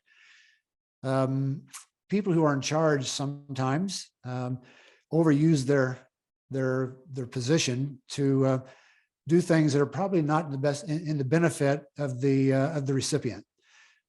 Democratic coaches are more likely, for example, to involve the athlete in the training process, whereas the autocratic coach is more likely to say my way or the highway. Either do it the way I told you to do it, or move on to somebody else. In this role, the autocratic coach is never going to say, I don't know. That's something that Democratic coach is more likely to say. The Democratic coach involves the athlete in the training process. When there are decisions to be made about how are we going to train for this event, that's when the Democratic coach is really at their pinnacle. Let's take an example of all this. The good coach, look at good coaching. What you see here is a picture taken on May 6, 1954. Roger Bannister, the guy in the middle who looks like he's about to pass out, has just run the first sub 4-minute mile in history, 3 minutes, 59 seconds, 0.4. On the left of the picture is Fran Stompel. Stompel was Bannister's coach. Interesting character. I won't go through the whole history, but if you ever get a chance, look up Wikipedia and search for Fran Stompel and find out more about him. Very interesting life. But the interesting thing about his relationship with Bannister that was unique is that Bannister was doing something that many at the time considered to be impossible. Many athletes and even some sports scientists thought that was never going to be possible for an athlete to run under 4 minutes for the mile. Stompel believed that Bannister could do it, and he reported, Stompel did, in his book, which he wrote a year later, that he spent more time talking with Bannister over dinner and in the bar over a glass of beer than he did on the track talking with Bannister about his workouts. So he spent his time trying to convince Bannister that he could do it. He's trying to remove all doubt in Bannister's mind, which is exactly what he should have been doing at that point with given the challenge that Bannister was facing. But the key information here I want to talk about is what happened after this picture was taken. This picture is taken just a little bit after 4 p.m. on May 6, 1954. In the lower right-hand corner, we see a picture which is taken 20, 30 minutes later. Don't know exactly how much time later, but in the middle, you can see Bannister with the dark shirt jersey on. And to the right of Bannister is Stompel with the hat on. And we see two other characters in the picture. On the left is Chris Brasher. He paced Bannister through the first 2 laps. And in 1956 at the Olympics in Melbourne, went on to win the gold medal in the steeplechase. On the right of the picture, the far right, is Chris Chataway. He paced Bannister through lap 3 and went on that same year to break the world's record for the 5,000 meters. So that picture is taken not too long after the race is over. What happens next? These are the only 2 pictures taken. What happens next is that Stompel boards a train and he heads back to London. He had a team he was coaching back there, a club, and he wanted to get back to working with them again. He saw this as not being about him. He wasn't going to go out and celebrate with these three guys and the others that may have been involved, family and so forth. He was going to get back to doing his job. The victory was Bannister's. It was not Stompel's. Today, Stompel is hardly known. You find very, very few people who ever heard of Fran Stompel because he did not try to make himself the center of this episode, this event. This is from Fran Stompel's 1955 book. Interesting comment, which we'll come back to later on. Effort is really a mental image. The basis of athletic coaching must be to make the state of mind so strong that a world record performance is reduced to the level of instinct. Very interesting comment. Stompel is very aware of the mental side of performance, as is obvious from this quote. He was just the right coach at the right time for Roger Bannister. So that's good coach. Let's move on to what makes for a successful coach. This is the one that's uppermost in our minds. We think more about being a successful coach than we do either being good or happy. So why is that? Well, it's because we know that successful coaches have successful athletes. What is success? Well, success is the athlete achieving goals primarily, but we want to see athletes who are achieving goals who are memorable, who are at a level of performance that is going to hang around for a while, much as Bannister's did. But the key issue here is, did we build that athlete? Did we build that performance, or did we recruit that athlete? If you recruit the athlete, this is primarily what colleges and professional teams do in power sports, is they actually recruit the athletes. They go out and find athletes who are already very good, and then they bring them into their program and teach them the program. Did you do that when you had all the success, or did you build the athlete from the ground up? Did you take someone who really didn't have the capability to do what the goal became, or what the goal was, and actually train them to do this? Which is the more challenging? Well, it's obviously building the athlete from the ground up that is the more challenging. How about new and old training methods? There's really nothing new in training athletes. We all seem to think there is. For example, in the 1980s, what we now call polarized training was called long, slow distance. It was the very same idea. Most of the training was done at a very slow effort, very slow speed, very slow power output. Now we call that long, slow. Then we called that long, slow distance. In the 1970s, it was called moderately hard intervals. Now we call it sweet spot. We're really doing the same things other people have done over the last several decades. The only thing that's really changed is we've become better at measuring things, and we've become better at naming them also. But we're all still doing basically the same things we've been doing for quite a long time. A successful coach has a coaching philosophy. So what is a coaching philosophy? It's a statement of your vision and your purpose in coaching. It answers the question, why? Why do I coach the way I do? Why do I do this as I do? Why do I have these certain types of workouts? This has a lot to do with knowing who you are as a coach. It provides guidance and decision making. For example, your methodology and how you coach your athletes is based on your philosophy. For example, if we looked at what Stompel's philosophy was, it would be something, I think, along the lines of, the athlete can achieve what he or she believes. I think that would come pretty close to being his philosophy of coaching. I often see philosophies of coaching in books and online as being very long-winded statements that are very flowery, almost like they came out of the Bible or came out of the Constitution or something. I really think philosophy is best if you keep it short and to the point. So his philosophy that I gave him is that the athlete can achieve what he or she believes. I think that would summarize his point of view extremely well without getting into a lot of details. This is something that I found is very beneficial to the successful coach. The successful coach gives away information. In fact, the more you give, the more you get back. I think that secrets are the bane of coaching. The only exception to that is if you're doping your athletes, then probably ought to keep that a secret.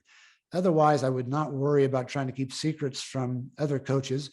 You're not doing anything that is so magnificent and so different, so unique that it makes everybody else want to do what you're doing. Forget about that. And in fact, share information. Tell people what you're doing. In fact, the more you give, the more you got. A good example of this is a lesson I learned many years ago. I wrote the Cyclist Training Bible back in 1996, I think it was. And at the time I wrote it, there were several people who told me, don't write that book, because what will happen is people will read your book and they won't hire you to be their coach anymore. Your business will go down the drain. Well, that was exactly the opposite of that. What happened was my business boomed. I had to hire assistant coaches. And the more I gave, in fact, the more I got back. I've done presentations for athletes and for coaches now for the last 30 some years. And I always tell them exactly what I think, how I do it. I never hide anything from anybody. There are no non-disclosure agreements that I do with anybody at all. If I've told you I do it, then that's exactly what I do. So let's look at an example of a coach who is successful. This coach's name is James E Councilman. He's known as Doc Councilman. Doc was his nickname because he got his doctorate, PhD in the 1960s in physiology. And so all of his athletes started calling him Doc. To this day, that's what everybody knows him as. He's certainly successful. He had more Olympic medals than any other coach in history. He's had 60 people that he coached become medalists at the Olympics. Nobody's ever even come close to that. His teams he was the head coach at Indiana University, head swim coach, and his teams went on to win 6 national championships and 23 Big Ten championships. He is still considered today to be the most successful swimming coach in the history of the sport. So how did he become such a successful coach? He cites 2 things in his book, which you can see on the right side there. By the way, he wrote 4 books. Number 1, he says he learned by watching his athletes. So he spent a great deal of time watching to see what his athletes do. What did a guy like Mark Spitz do that set him apart from other athletes? Why did he swim so fast? This is when Councilman comes up with a new technique, which is used today by swim coaches everywhere, and that is underwater filming. He was the first to film his athletes underwater so he could see how they actually made the maneuver of swimming. And the second thing he said that caused him to be successful or helped him be successful was that he was very much into science and applied what he learned in science to his athletes. This is in a time when coaches had looked down on scientists who thought they were basically naive, didn't know what was going on really in sport. So they were ignored, but not Councilman. In fact, in that picture on the right, what he's doing there is he's demonstrating to an athlete something that he learned in the physics of movement. What he's doing here is he's talking about something called the Bernoulli Principle. If I had a swim coach in the audience, they'd be calling this the catch. But really what it is the Bernoulli Principle. Bernoulli Principle has to do with the wing on an airplane. The upper part of the wing is curved and the lower part is flat. And what that does is it creates, on the upper side, it creates lift. And on the lower side, it creates drag. And if you get the wing moving fast enough, in other words, at takeoff, if the plane moves fast enough, lift overcomes drag and the airplane goes off the ground and flies. Well, basically the same thing happens in a liquid format, also not just in a gaseous format. But he's talking to a swimmer how to apply the Bernoulli Principle. If you notice how his arm is curved like the upper part of the wing on an airplane. So above his arm is lift, and below his arm is drag. If he gets that arm to move fast enough through the water, as he's making the catch, as we refer to it now, what he's doing is he's getting physics to work on his behalf and helping him to get a little bit more movement forward in the water. So he's applying science to training. Today, coaches do this all the time, but back in those days, that was really something brand new. He was the first guy to start using lap clocks. Today, every pool in the country has lap clocks, so you can see exactly how you're doing. He had his athletes lifting weights. That was a forbidden topic back in the 1960s, 1970s when he was coaching athletes. He was unique in many ways, and he became one of the most successful coaches in history. Doc Councilman. Let's move on to the happy coach. The successful coach is easy to understand. The good coach is pretty easy to understand. Happy coach, how do we go about measuring happy? How do we know if somebody is happy in their coaching? Well, I would suggest the first thing that we look for in a happy coach is that their business is profitable. They're making money. They're making more money is coming in than going out. And this is not easy. This is a big challenge. I learned this the hard way myself as a business owner back in the 1980s and again in the early 1990s. I learned the hard way several times. I actually, from my 1980s experience, I was in retail in the early 1980s. I could have taken what I lost that first year in business and gone to college, Harvard University School of Business for what I lost in terms of 1 year of trying to figure this all out. But I eventually did figure it out, and my company did become profitable, but it certainly was not easy to get there. To become profitable, to understand how to become a good business person, you've got to first of all know yourself. What am I good at and what am I not good at? What I've done here is I've given you 3 different business models. There are many business models, but I've suggested 3 business models that involve you knowing what you're good at and not good at. The first one on the left, I call the individual coaching business. This is the coaching company where you're the only person in the company. It's just you. And you work with 1 or more athletes. There's not a lot of, you don't have to oversee anybody else. There's no other decision to be made about hiring coaches and so forth. It's strictly very, very easy. It's just you and the athlete one-on-one. That's a very common way of doing it. In the middle picture is what I would call partnership method or model. This is when the coach brings on other coaches, but they come on as partners. They don't come on as assistant coaches. They have ownership just as the original coach did. So we have a business made up all of partners. It's a good model because what happens here is everybody has skin in the game. Everybody has ownership. Everybody wants to see success. And so you all work together, you and your other partners work together to achieve success in your business. And part of that success is being profitable. So you've got many, many minds to help you work your way through this. The third way is, again, one of the more common ways of running a coaching company. You have a head coach, and the head coach has a team of coaches that works for him or her. And these coaches coach the athletes, and the head coach oversees this team of coaches. Very common way of doing it. There are many, many other ways. I'm not trying to say these are the only 3 ways. There are many other ways of doing this. But the starting point always for deciding how your business is going to become profitable is decide what you're good at and what you're not good at, and make sure you emphasize you're doing what you're good at and find other ways to resolve the problem of what you're not good at. I'll come back to this whole idea of being profitable for your company just a little bit later on. The happy coach likes working with his clients or her clients. In about 50 years of coaching, I fired 2 clients. It wasn't enjoyable at all. If you've ever done that, you know what I'm talking about. But I also realized after I'd done this, and this all happened within a year or so, that I had to let 2 clients go. We didn't get along. And I realized the problem really wasn't that they had done anything wrong. It was me. I had not done a good job of making sure they were going to be right for me as far as the coaches or the athletes I coached. What that caused me to do was to come up with a screening tool, a way of deciding who is going to work well with me and who is not going to work well with me.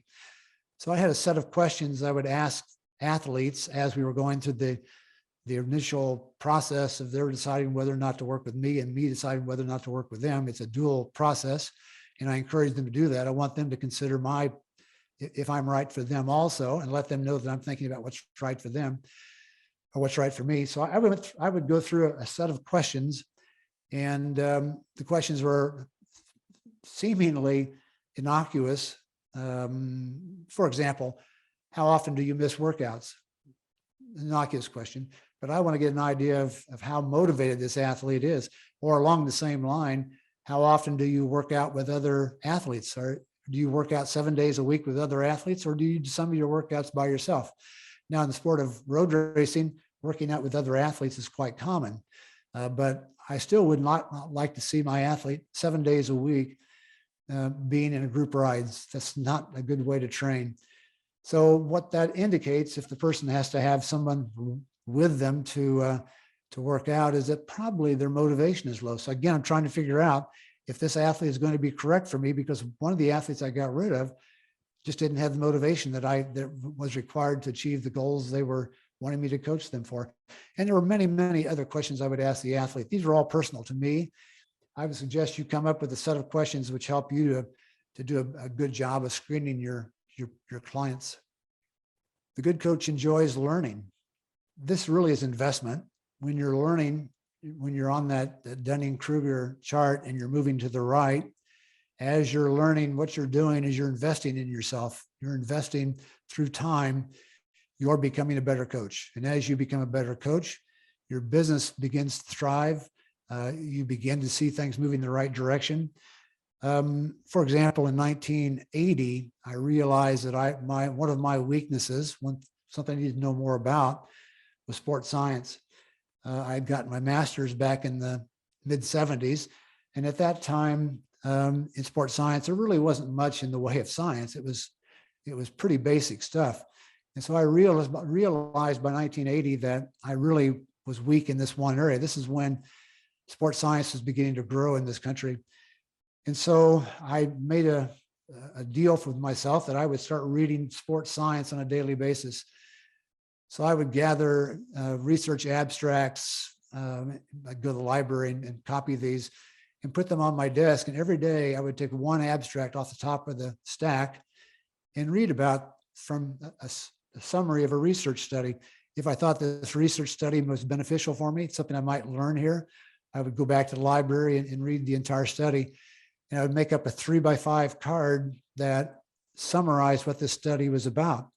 That was back in the 1980s. There was no computers available for me to do this. And so everything became cards.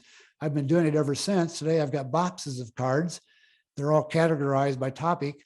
So when I've got a topic that comes up and I want to check on what the research says, I pull up that topic, read the cards, and see what it says.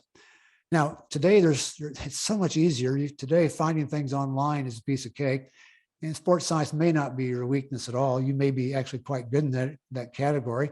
But I will guarantee you there's something that could cause you to grow as a coach. It could help you to become a happier coach because you're more successful and you're also a good coach. What I would suggest is that social media is great for this. You should be following coaches online that you have a great deal of respect for. See what they do, see what they say. Don't be afraid to ask them why. If you're working with a coaching company that has multiple coaches, do the same thing. Ask your other coaches in your business how they handle certain situations. Ask them why they do it in a certain way. These are all things that will help you to grow as a coach over time. The happy coach also enjoys the coaching lifestyle. I hear this all the time from coaches. I love being a coach. It allows me to do things I enjoy doing in my life. You know, what's not to love about coaching? This is the sort of thing where you can set your own schedule. You can do things that you obviously are interested in and have fun with. Coaching is a very intriguing profession and something we can all have a great deal of enjoyment out of. If you're not having enjoyment, if you're not for some reason enjoying the coaching lifestyle, I'd suggest you look at some things. You need to look at, number one, maybe I'm not cut out to be a coach. Maybe this is just not my thing. Maybe there's something else I should be doing. Maybe I should be an engineer. Maybe I should go back to school and learn another profession. Maybe the business model is the problem. Maybe you've set the business up in such a way that it's not going to succeed. It's going to fail if it continues in this model that you've got set up. And so you've got to take a look at that. Maybe I need to change the model I'm using. Maybe it's the services you provide. Maybe you're not providing services that really take advantage of what your skills are. And finally, and one I find most commonly to be the problem for most coaches is your fee. Coaches just do not charge enough. Their hourly rate is pathetic in many cases. It's getting better. I know when I first started doing this and I ran into other coaches back in the 90s, I ran into a lot of coaches who were coaching for free. That's not nearly as common as it was back then, but still to this day, coaches don't consider themselves to be worthy of charging a fee that would make them happy, make them profitable. Finally, the coach also has strong support. This is everybody in your life, your spouse, if you have a business partner, coworkers, friends, clients, anybody else. You need to surround yourself with supportive, happy people. If you have people in your life who are not supportive, if they don't think you can succeed, you need to get that person out of your life. You need to avoid that person as best you can.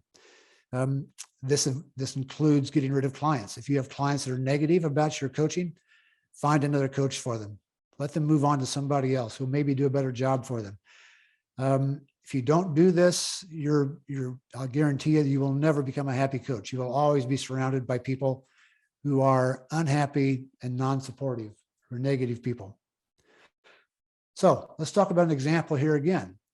We've talked about two other examples with Stompel and with Councilman. Now let's talk about a happy coach example. I met Kendra Wenzel became aware of her, I should say, back in the mid-1990s. She was a very successful athlete. She was a pro cyclist. In the 1980s, had been an amateur cyclist where she'd also been very successful. And so I knew about her throughout the 1990s. In 1994, she started a coaching business, which I became very aware of. She was one of my competitors back in those days.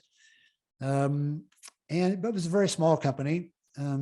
She was getting lots of inquiries from other professional athletes, especially female cyclists, wanting to know how they could become more successful like she was. And so she was coaching those people along the way, mostly in the form of one-on-one, just giving information, giving feedback, helping the athlete make decisions about how to train. In 1994, the company that grew out of that was growing. It was very small, was growing very slowly. But in 1999, she decided to retire from racing and really just resign herself to being a business person. Now since that retirement, she's got 35 to 40 coaches working with her. She provides services in a wide range of sports. It's not just road cycling anymore, but it also includes triathlon and running and many, many other sports, right down the list of all the endurance sports you can think of. That's what they provide services in. She provides services in terms of nutrition, in terms of weight loss. So that's something that she has really done with her company, which has helped to grow it to where it is right now with something like 400 clients per year. She herself says there's only two things that make her really happy right now in her business. One of those is coaching still, but she only coaches about 4 to 6 athletes at a time. And those 4 to 6 athletes are professional cyclists or soon to be professional cyclists, elite cyclists. And she enjoys coaching those folks very much. So she continues to do that. That makes her happy. And the other thing that makes her happy is she enjoys the marketing of her business. So she spends time figuring out how best to market the company and enjoys doing that. So she remains a very happy person in her lifestyle. I've talked with her a few times in the last few months, and I'm always impressed by how happy she is and how positive she is about everything that's going on with her business. So good, successful, and happy coaches. You may not be good at all three of these. More than likely, that's the case. You're probably focused mostly on success, as I mentioned a while ago. But being good is also important. Being happy is also important. So here are some tools that may help you become better at things that perhaps you're not so talented at right now. Let's start with the good coach. I would suggest reading a book about John Wooden. John Wooden, regardless of the sports you go to, if you ask anybody who's a coach in almost any sport in the U.S. who the most who the best coach is in terms of history, regardless of who's coaching right now, who was really a good coach. They will almost always tell you about John Wooden. Wooden was a basketball coach at UCLA. His teams were quite successful, won several national championships. He himself saw his role as being one of building good people. Along the way, they became good athletes also, but his role was really, as he saw it, to build good people. He's a great role model for all of us as coaches. I would recommend reading this book. It's one that he co-authored called The Essential Wooden, but there are many, many books about John Wooden. Read any of them and you'll find out a lot about what made him the coach that he was.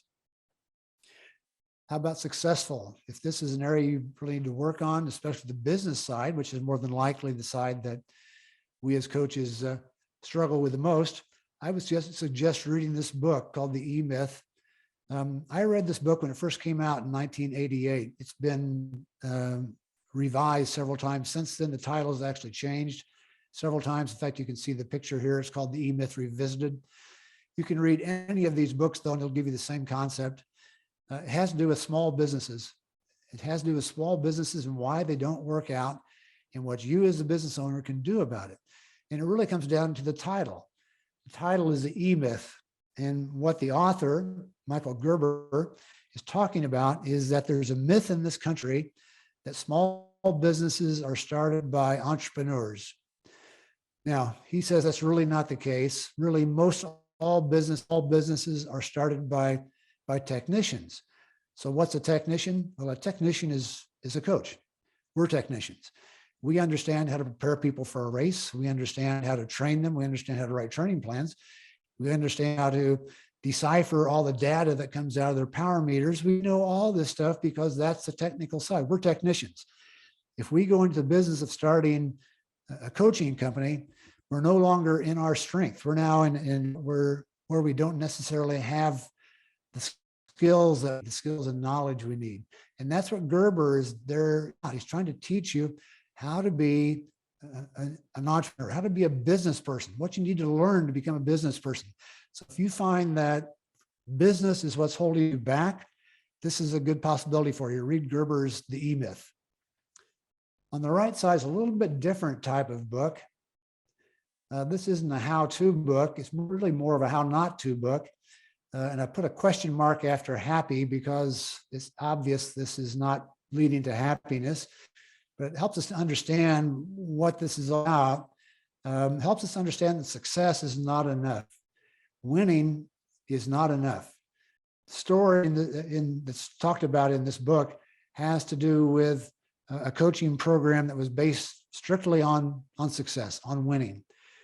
Not on building good people, not on being happy unless you won, but strictly on being successful.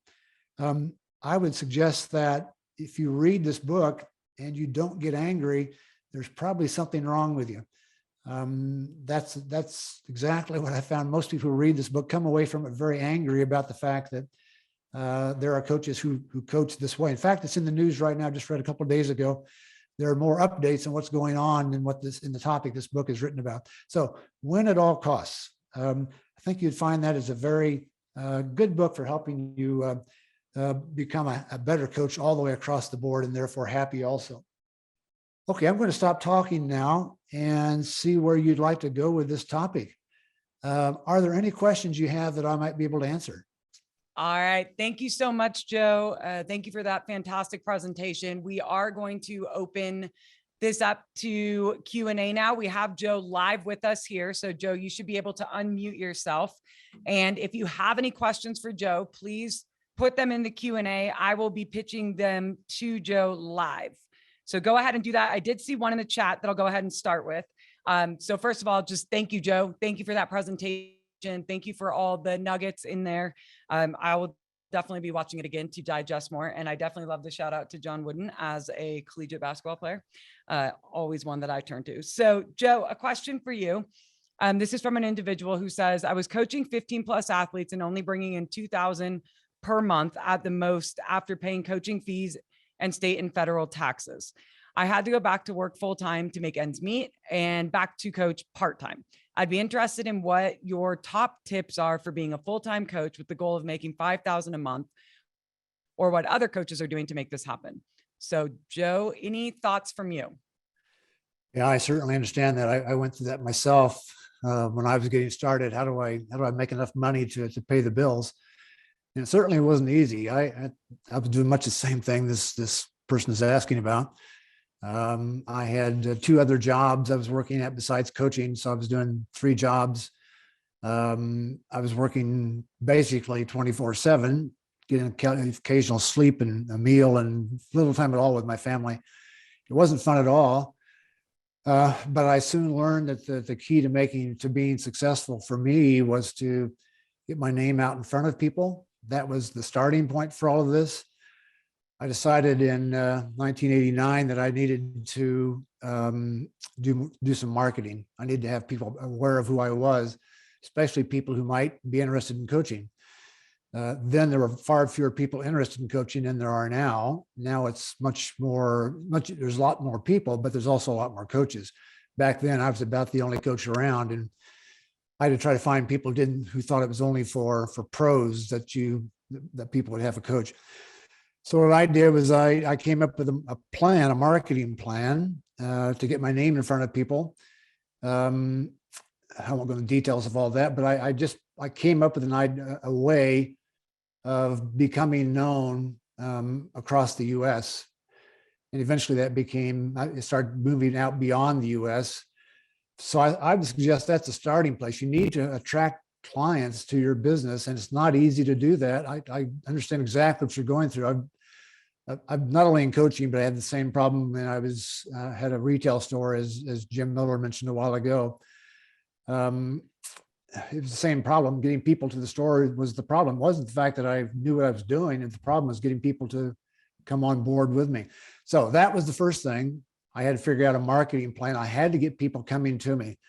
What are you doing that attracts new clients? That's the starting place always for building a business from the ground up. How do you get people to come to your business?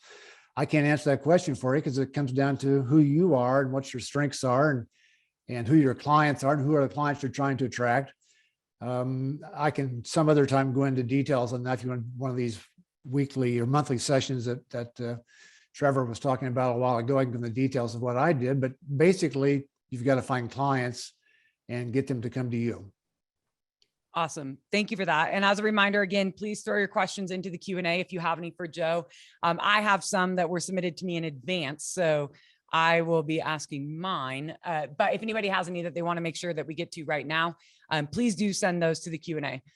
So one of the questions that we received and I'm really curious of this, and you touched on this in your presentation, but what has been your experience with recruiting versus building athletes? So, do you see there being a difference there? And then which approach do you think is better for younger versus more experienced coaches?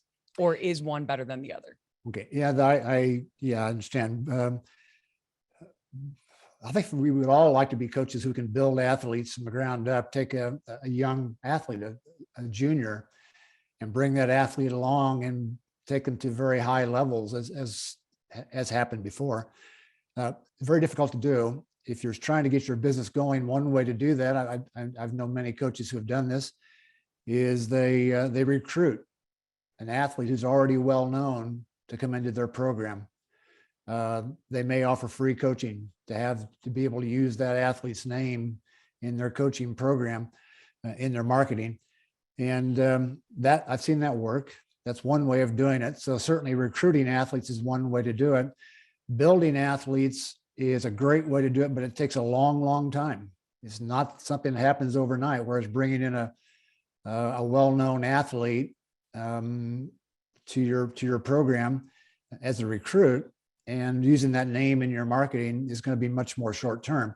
So that's the difference between the two. I think we all understand, but it's going to be certainly more difficult with building than recruiting. And what was the second part of that, Kelsey? You said there was a second part there. Yeah. Is there one approach that you would say is better for like younger beginning coaches versus more experienced and established coaches? Yeah. Well, it's the same thing, actually. Problem is when you're a younger coach and nobody knows who you are, or very few people know who you are, The challenge is trying to get, if you're trying to recruit an athlete to come in who is well known, to be able to use their name in your marketing, that can be difficult to do because you're not well known enough for the athlete to want to be able to associate yourself with them. This is where having friends in high places comes in really handy. If you know people, if you're involved in the sport to the level where you attend races and you get to know, for example, athletes who are achieving at a very high level, this is a good opportunity to talk to that athlete, say, hey, you don't have a coach. I would be happy to coach you and do it for free if I can simply use your name in my marketing. This is not easy, but it's one way to get your company going. Again, this is the same as the first question. You need to find a way to market your business. We're talking about another way of marketing your business now, besides what I could have talked about, which would take a half hour to go through all the details. But basically, you need to figure out a way to get people into your business if you're new to the coaching. Awesome. Thank you. And here's a question that I think a lot of coaches can relate to. The question is, I don't have a record as a successful pro cyclist, and to be honest, only mediocre results as an amateur. I feel this detracts from my credibility as a coach. How do I address potential clients that ask, you haven't had a successful cycling career, why should I hire you? Yeah, I think sometimes the coaches having been successful at their sport is overdone. I would say, in fact, sometimes having a coach who's been extremely good at their sport is probably one of the worst things you can get, because they assume you're like them and therefore you must be able to do the same things I could do. It's not always the case. Not to say that I've known coaches also who have been very good athletes themselves and eventually get into coaching. Kendra Winslow was talked about a while ago. It's a good example of this. She was an exceptional athlete, both as an amateur and a pro, and became an exceptional coach also. That's not unusual. It happens. But the challenge is trying to figure out how you can establish yourself in that regard. So you don't have to. I've known many coaches who do not have a strong background as far as winning races, being known in their sport because of their experience as a participant. I wasn't that way. I was, rather mediocre athlete back in the times when I was racing. But I never let that stand in my way. My point was always that I had learned a lot from coaching myself and coaching other athletes, and I could help the athlete improve if they would just give me a chance. And it's, again, comes down to marketing. It's like we keep coming back to that topic. So that leads me to another question of any advice for those that don't particularly like the business side of coaching or the marketing side of coaching. How do you navigate that? Or are there options to navigate that? There are options. Let me tell you one. A few years ago, I was in England doing a presentation there, and I went out to supper with two other coaches, or actually one other coach and his partner in his coaching business. What this coach had realized a couple of years before I met him was that he didn't know anything at all about running a business, but he knew coaching extremely well. And he was afraid that if he took over the business side of his company, that it was not going to succeed. However, he had an athlete he was coaching who was quite a good businessman. And so he made a deal with this other client. The deal was he would provide free coaching, and he would give the athlete a share of the profits if that guy would take care of all the business side of his company, marketing, hiring and firing, all the paperwork you have to fill out, taxes, all that kind of stuff. If he would oversee all that, then he'd become a partner in the business. They were 2 years into this relationship when I met them, and it was working extremely well. Which had been something I'd dreamed up myself back in the day when I was trying to get my business going and knew nothing about business. Bring in somebody who knows what's going on, and that kind of like relieves the pressure. It goes back to the same thing again. You have to know what you're good at and what you're not so good at. Yep. No, that makes sense. Another question for you. It kind of starts with the statement and ends with the question. It's a hard balancing, let me redo that. It is a hard balance charging based on your time versus based on industry standards, even if you fill up all the time. So is our industry standard for coaching pricing too low? Yes, it's improving, but it's too low.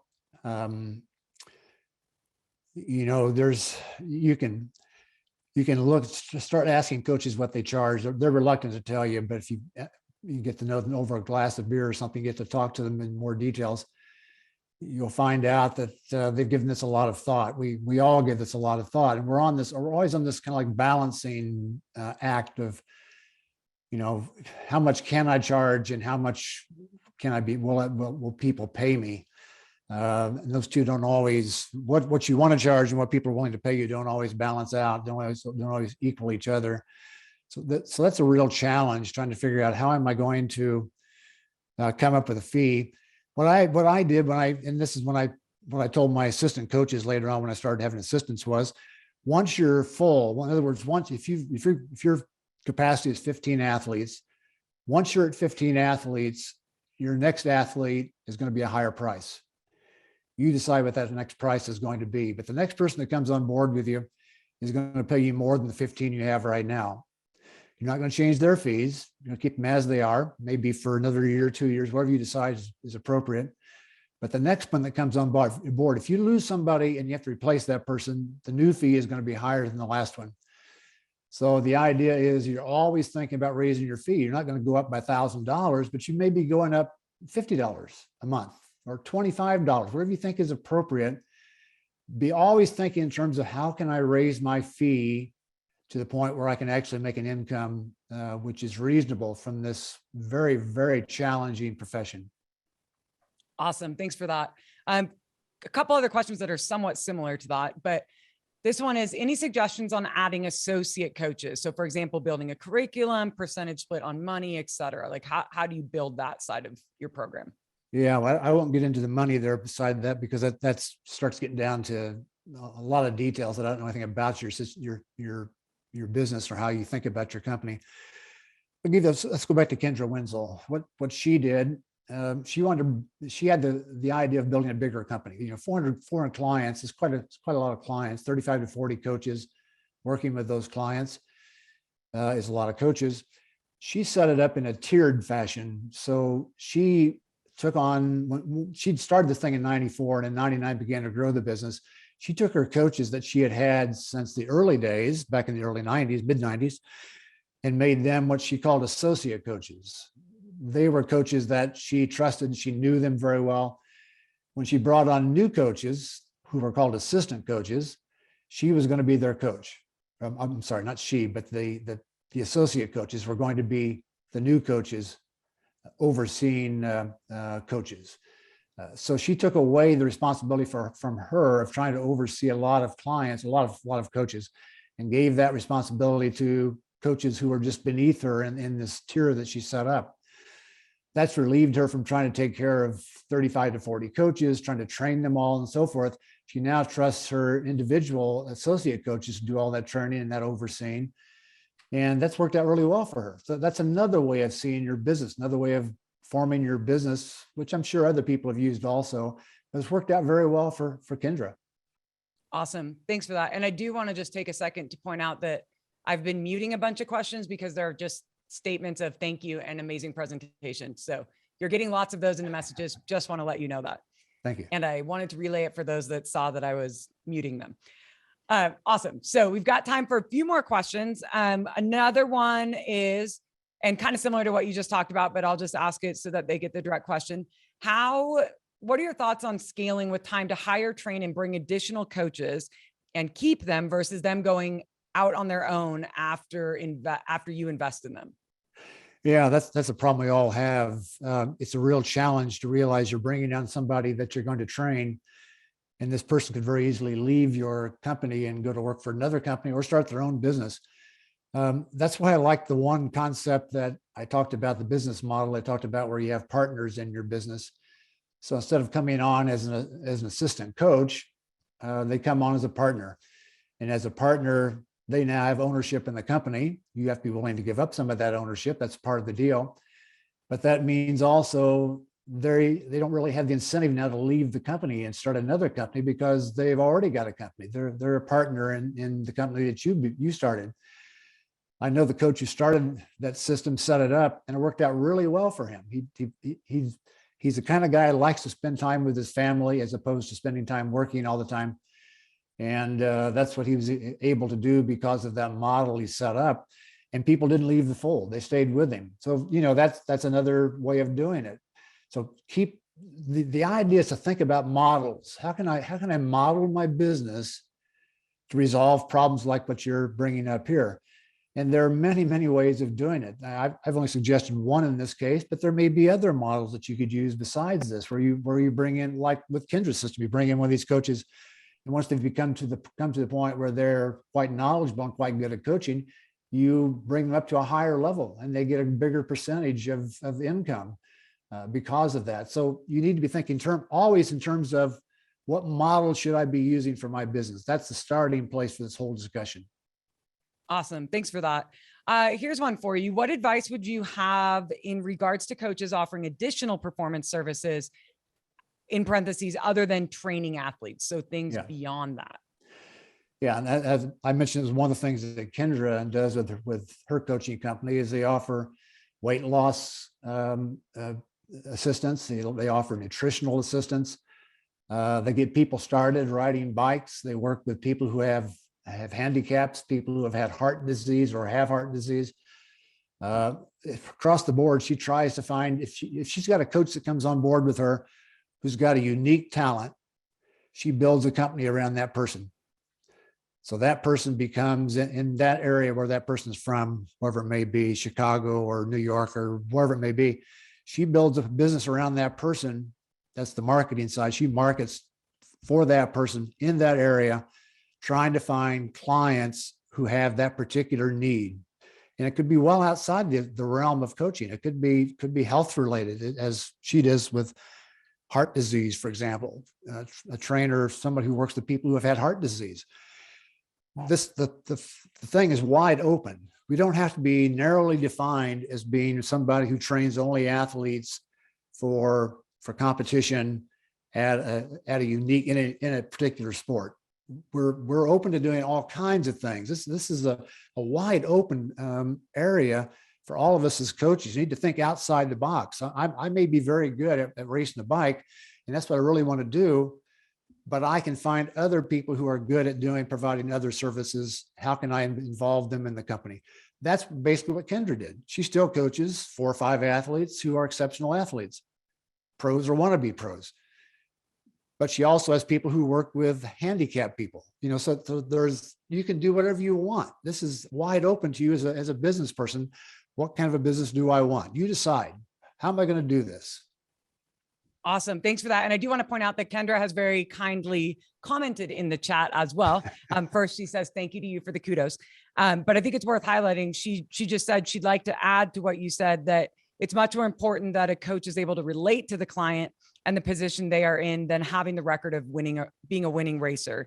So she said, no doubt having a strong record locally or regionally can help attract attention, but that's mostly when the coach is present at races. So just kind of coincides with what you had already said, but thank you for adding that in, Kendra. You bet.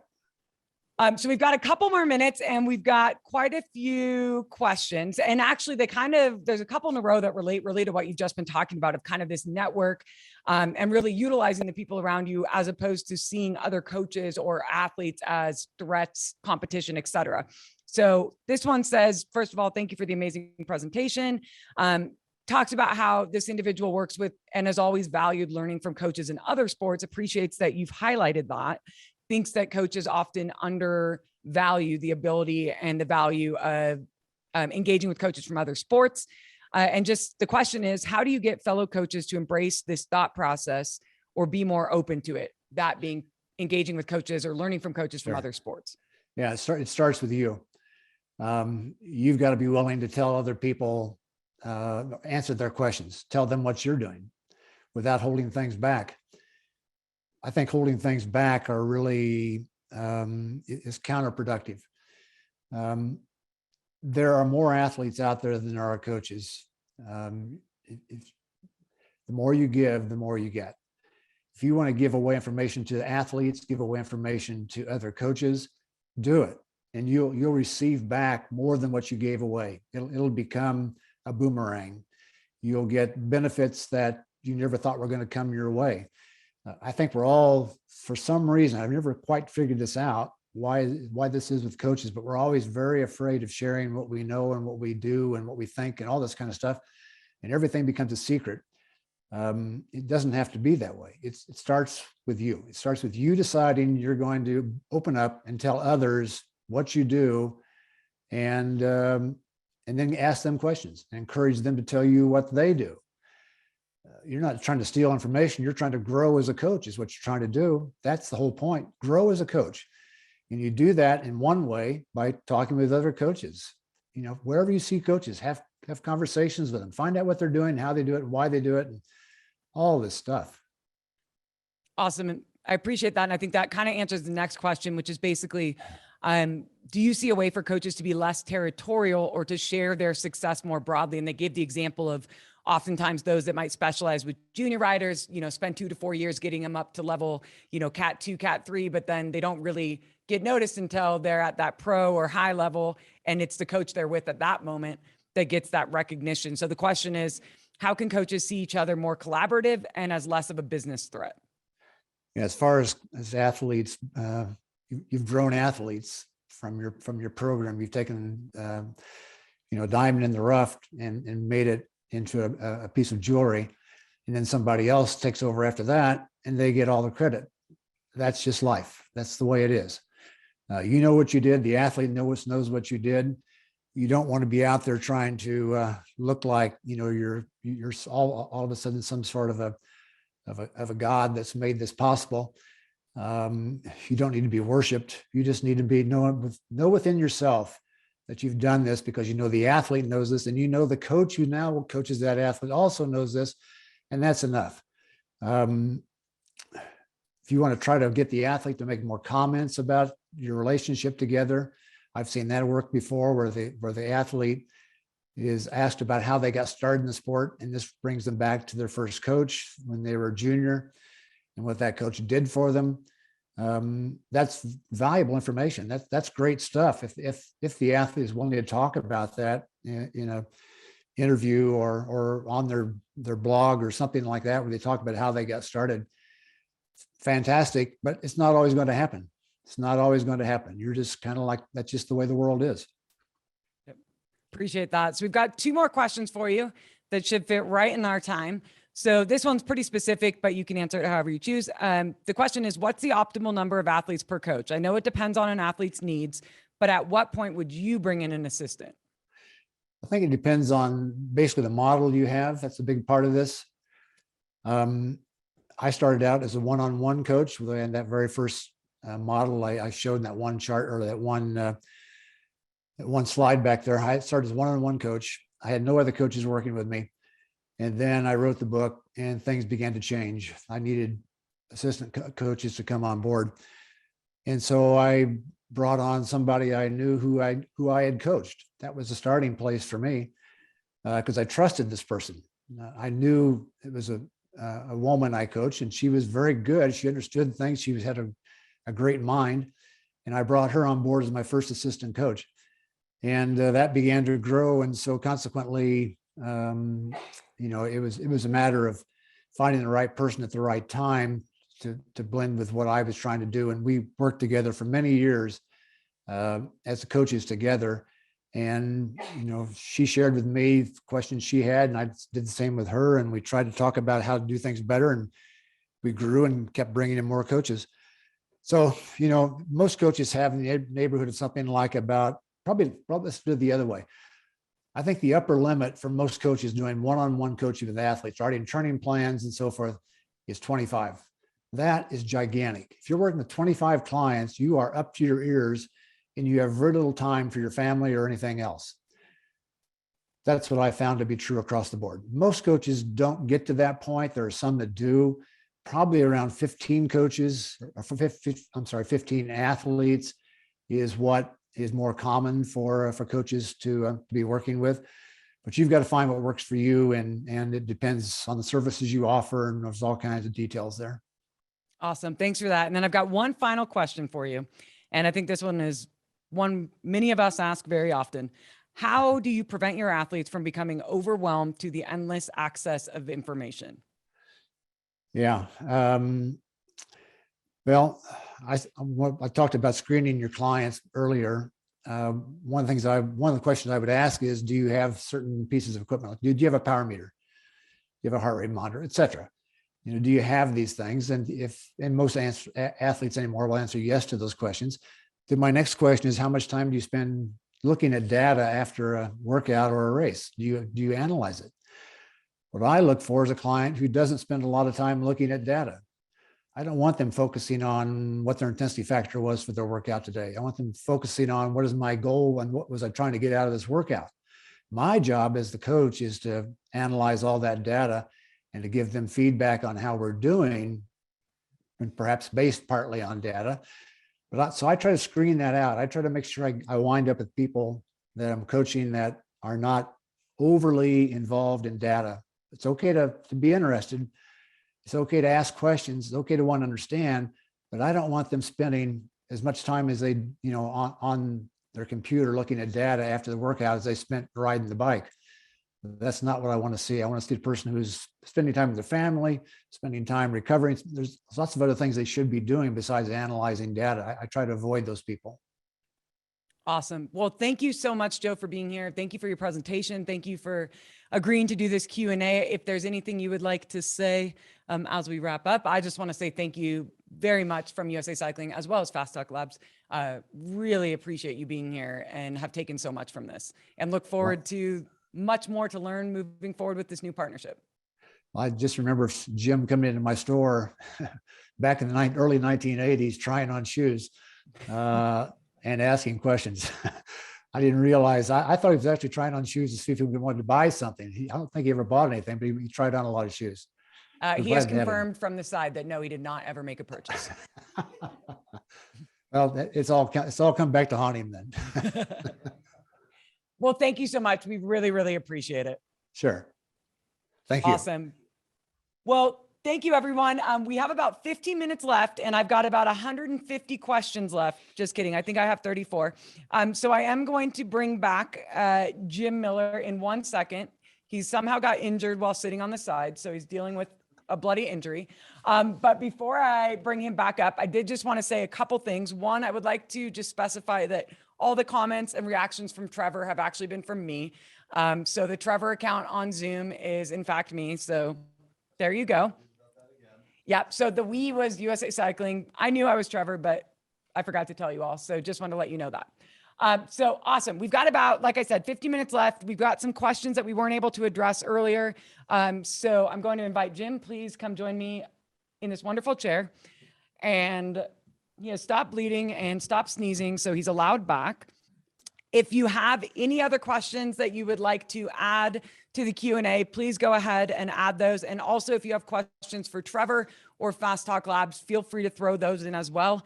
Again, whatever we don't answer, we will send back to you in a direct reply to everyone. So going back to the questions at the very beginning, Jim, are you ready? Fire away.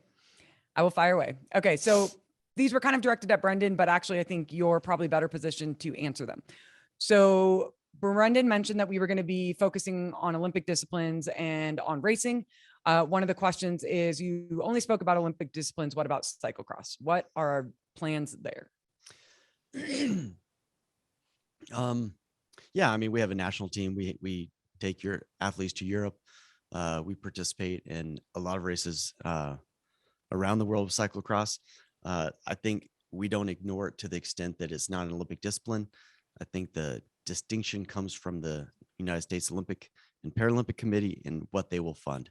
So if it's an Olympic discipline, the USOPC will fund it or partially fund it or be part of it. If it's not, then they will not.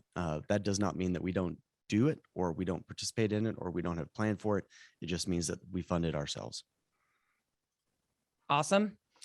Another question we have for you, and there's a couple questions around coaching, which I think are quite interesting. So one is, I primarily coach masters athletes, and this is going back to Brendan's presentation, none of whom are chasing Olympic medals. How do you view my relationship with Usak now?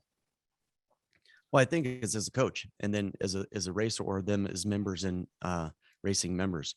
So it's not just Olympic medals that we're chasing. The twofold mission of USA Cycling is to grow the sport and of bicycle racing in America. And to have sustained international success at the Olympic Games and so on. So I think that our relationship with you as a coach is important. I think from where I stand in my world, the coach is actually the most important part, the most important piece, and what I'm the most interested in. So I think you have a relationship there. And then, of course, with the athletes you interact with or the athletes we interact with, there's a relationship there as well. Awesome.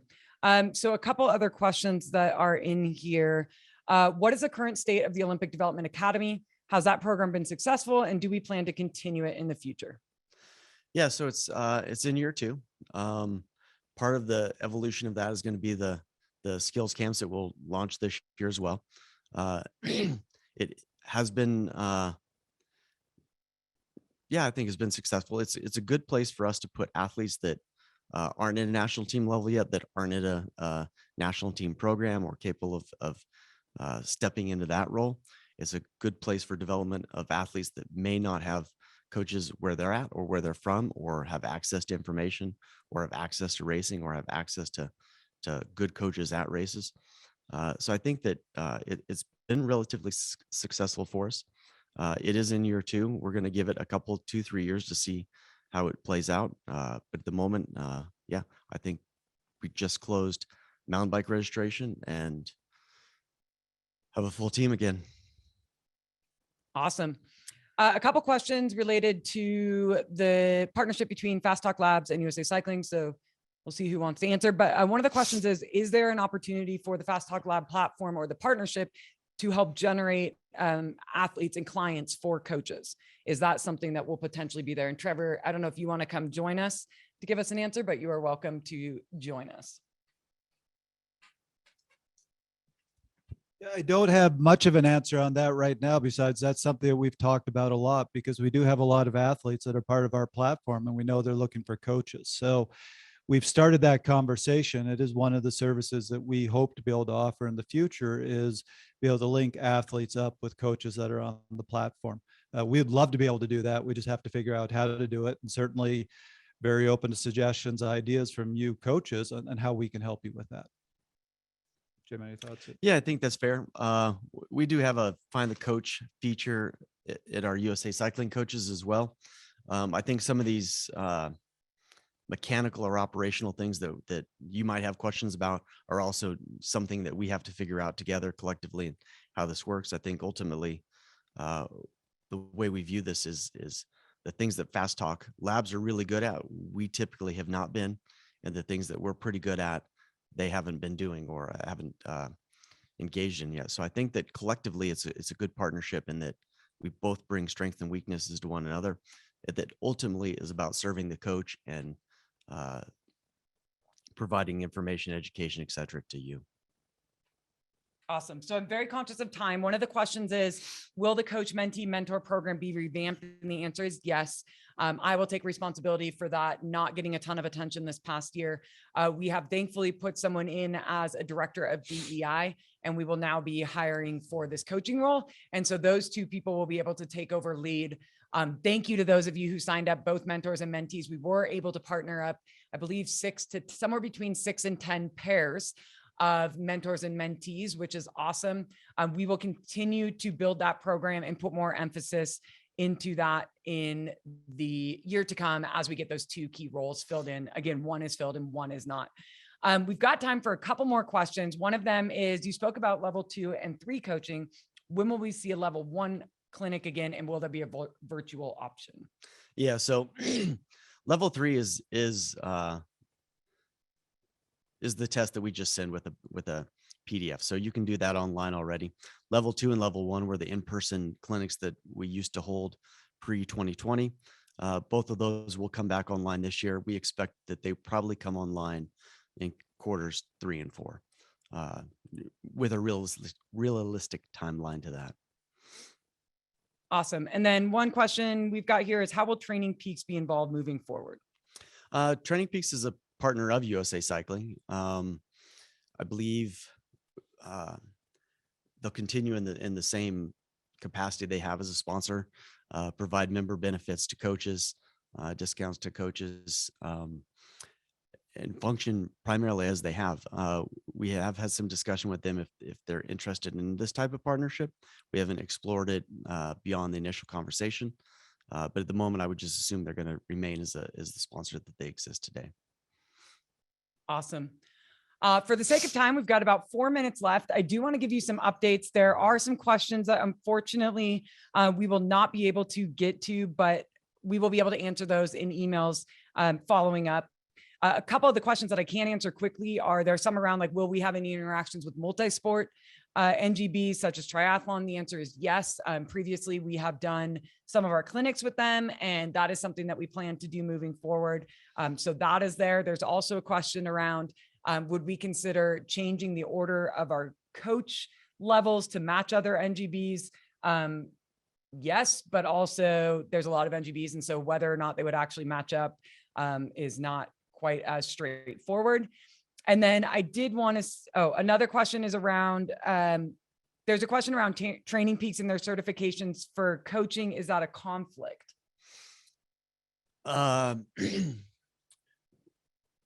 Guess depends where you sit on that. I don't think so. We license and we certify coaches. We are a national governing body. Part of our charter with the USOPC is that we do have a coaching education opportunity and that we certify coaches. If others want to certify coaches and have some sort of certification process associated with it, they're welcome to do so. Yeah, I don't know if there's a conflict. Yeah, I would echo that. I think the more our coaches can learn and get educated and resource, the better. And certainly we see that as opportunities to collaborate. So thank you, Jim Miller, the one and only. I'm going to go ahead and wrap us up here with just a couple really basic logistical things. First off, I want to give a shout out to our quiz winner. The question that was posed, trivia that was posed by Brendan earlier in his presentation. We do have a winner. That winner is Ben Sharp. Congratulations, Ben. $20 will be coming your way. I believe it's being Venmo'd and or emailed.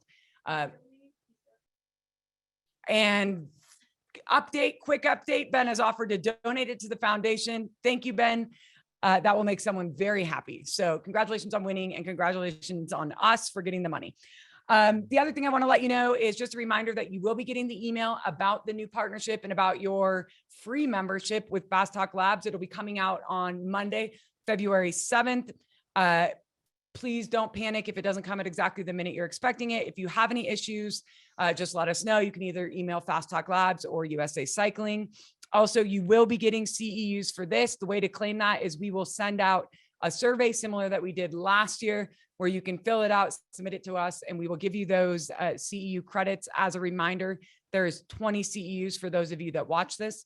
We will also be posting this live, so those that are the live recording, we will be posting so that those who are not able to watch it live will be able to do that. They can also claim CEUs through that same format. And for those of you that are wondering how you might be able to get the additional 20 CEUs if you have waited till the last minute to try to get your 40 CEUs, there still is that resource on our webpage that lists a number of available resources that you can utilize to get CEUs. Please feel free to use that. And then we have extended the submission of CEUs for this renewal to the end of February. You are still using the old renewal submission format. We apologize for that, but it is what it is. The good news is you're very familiar with it if you've used it for the past 700 years. So just go ahead and use that to submit. Again, if you've got any questions, email us, coaches@usacycling.org, or any of us individually. And again, I just want to say thank you to all of you for being here. And we're really excited about where this is heading. We're excited to be bringing new opportunities to you. And we have a job that's posted. So please do either you apply or probably don't apply for someone else, but definitely direct them to it for them to apply. We are hoping to fill this position in the next 4 to 6 weeks. And then this individual will be taking over all the emails that you send us. Just kidding. They'll be actually, well, yeah, they will, but they're also going to be moving the program forward. So thank you to our speakers, to Trevor, to Jim, to Joe, especially to Fast Talk Labs, and for all of you. Talk to you later.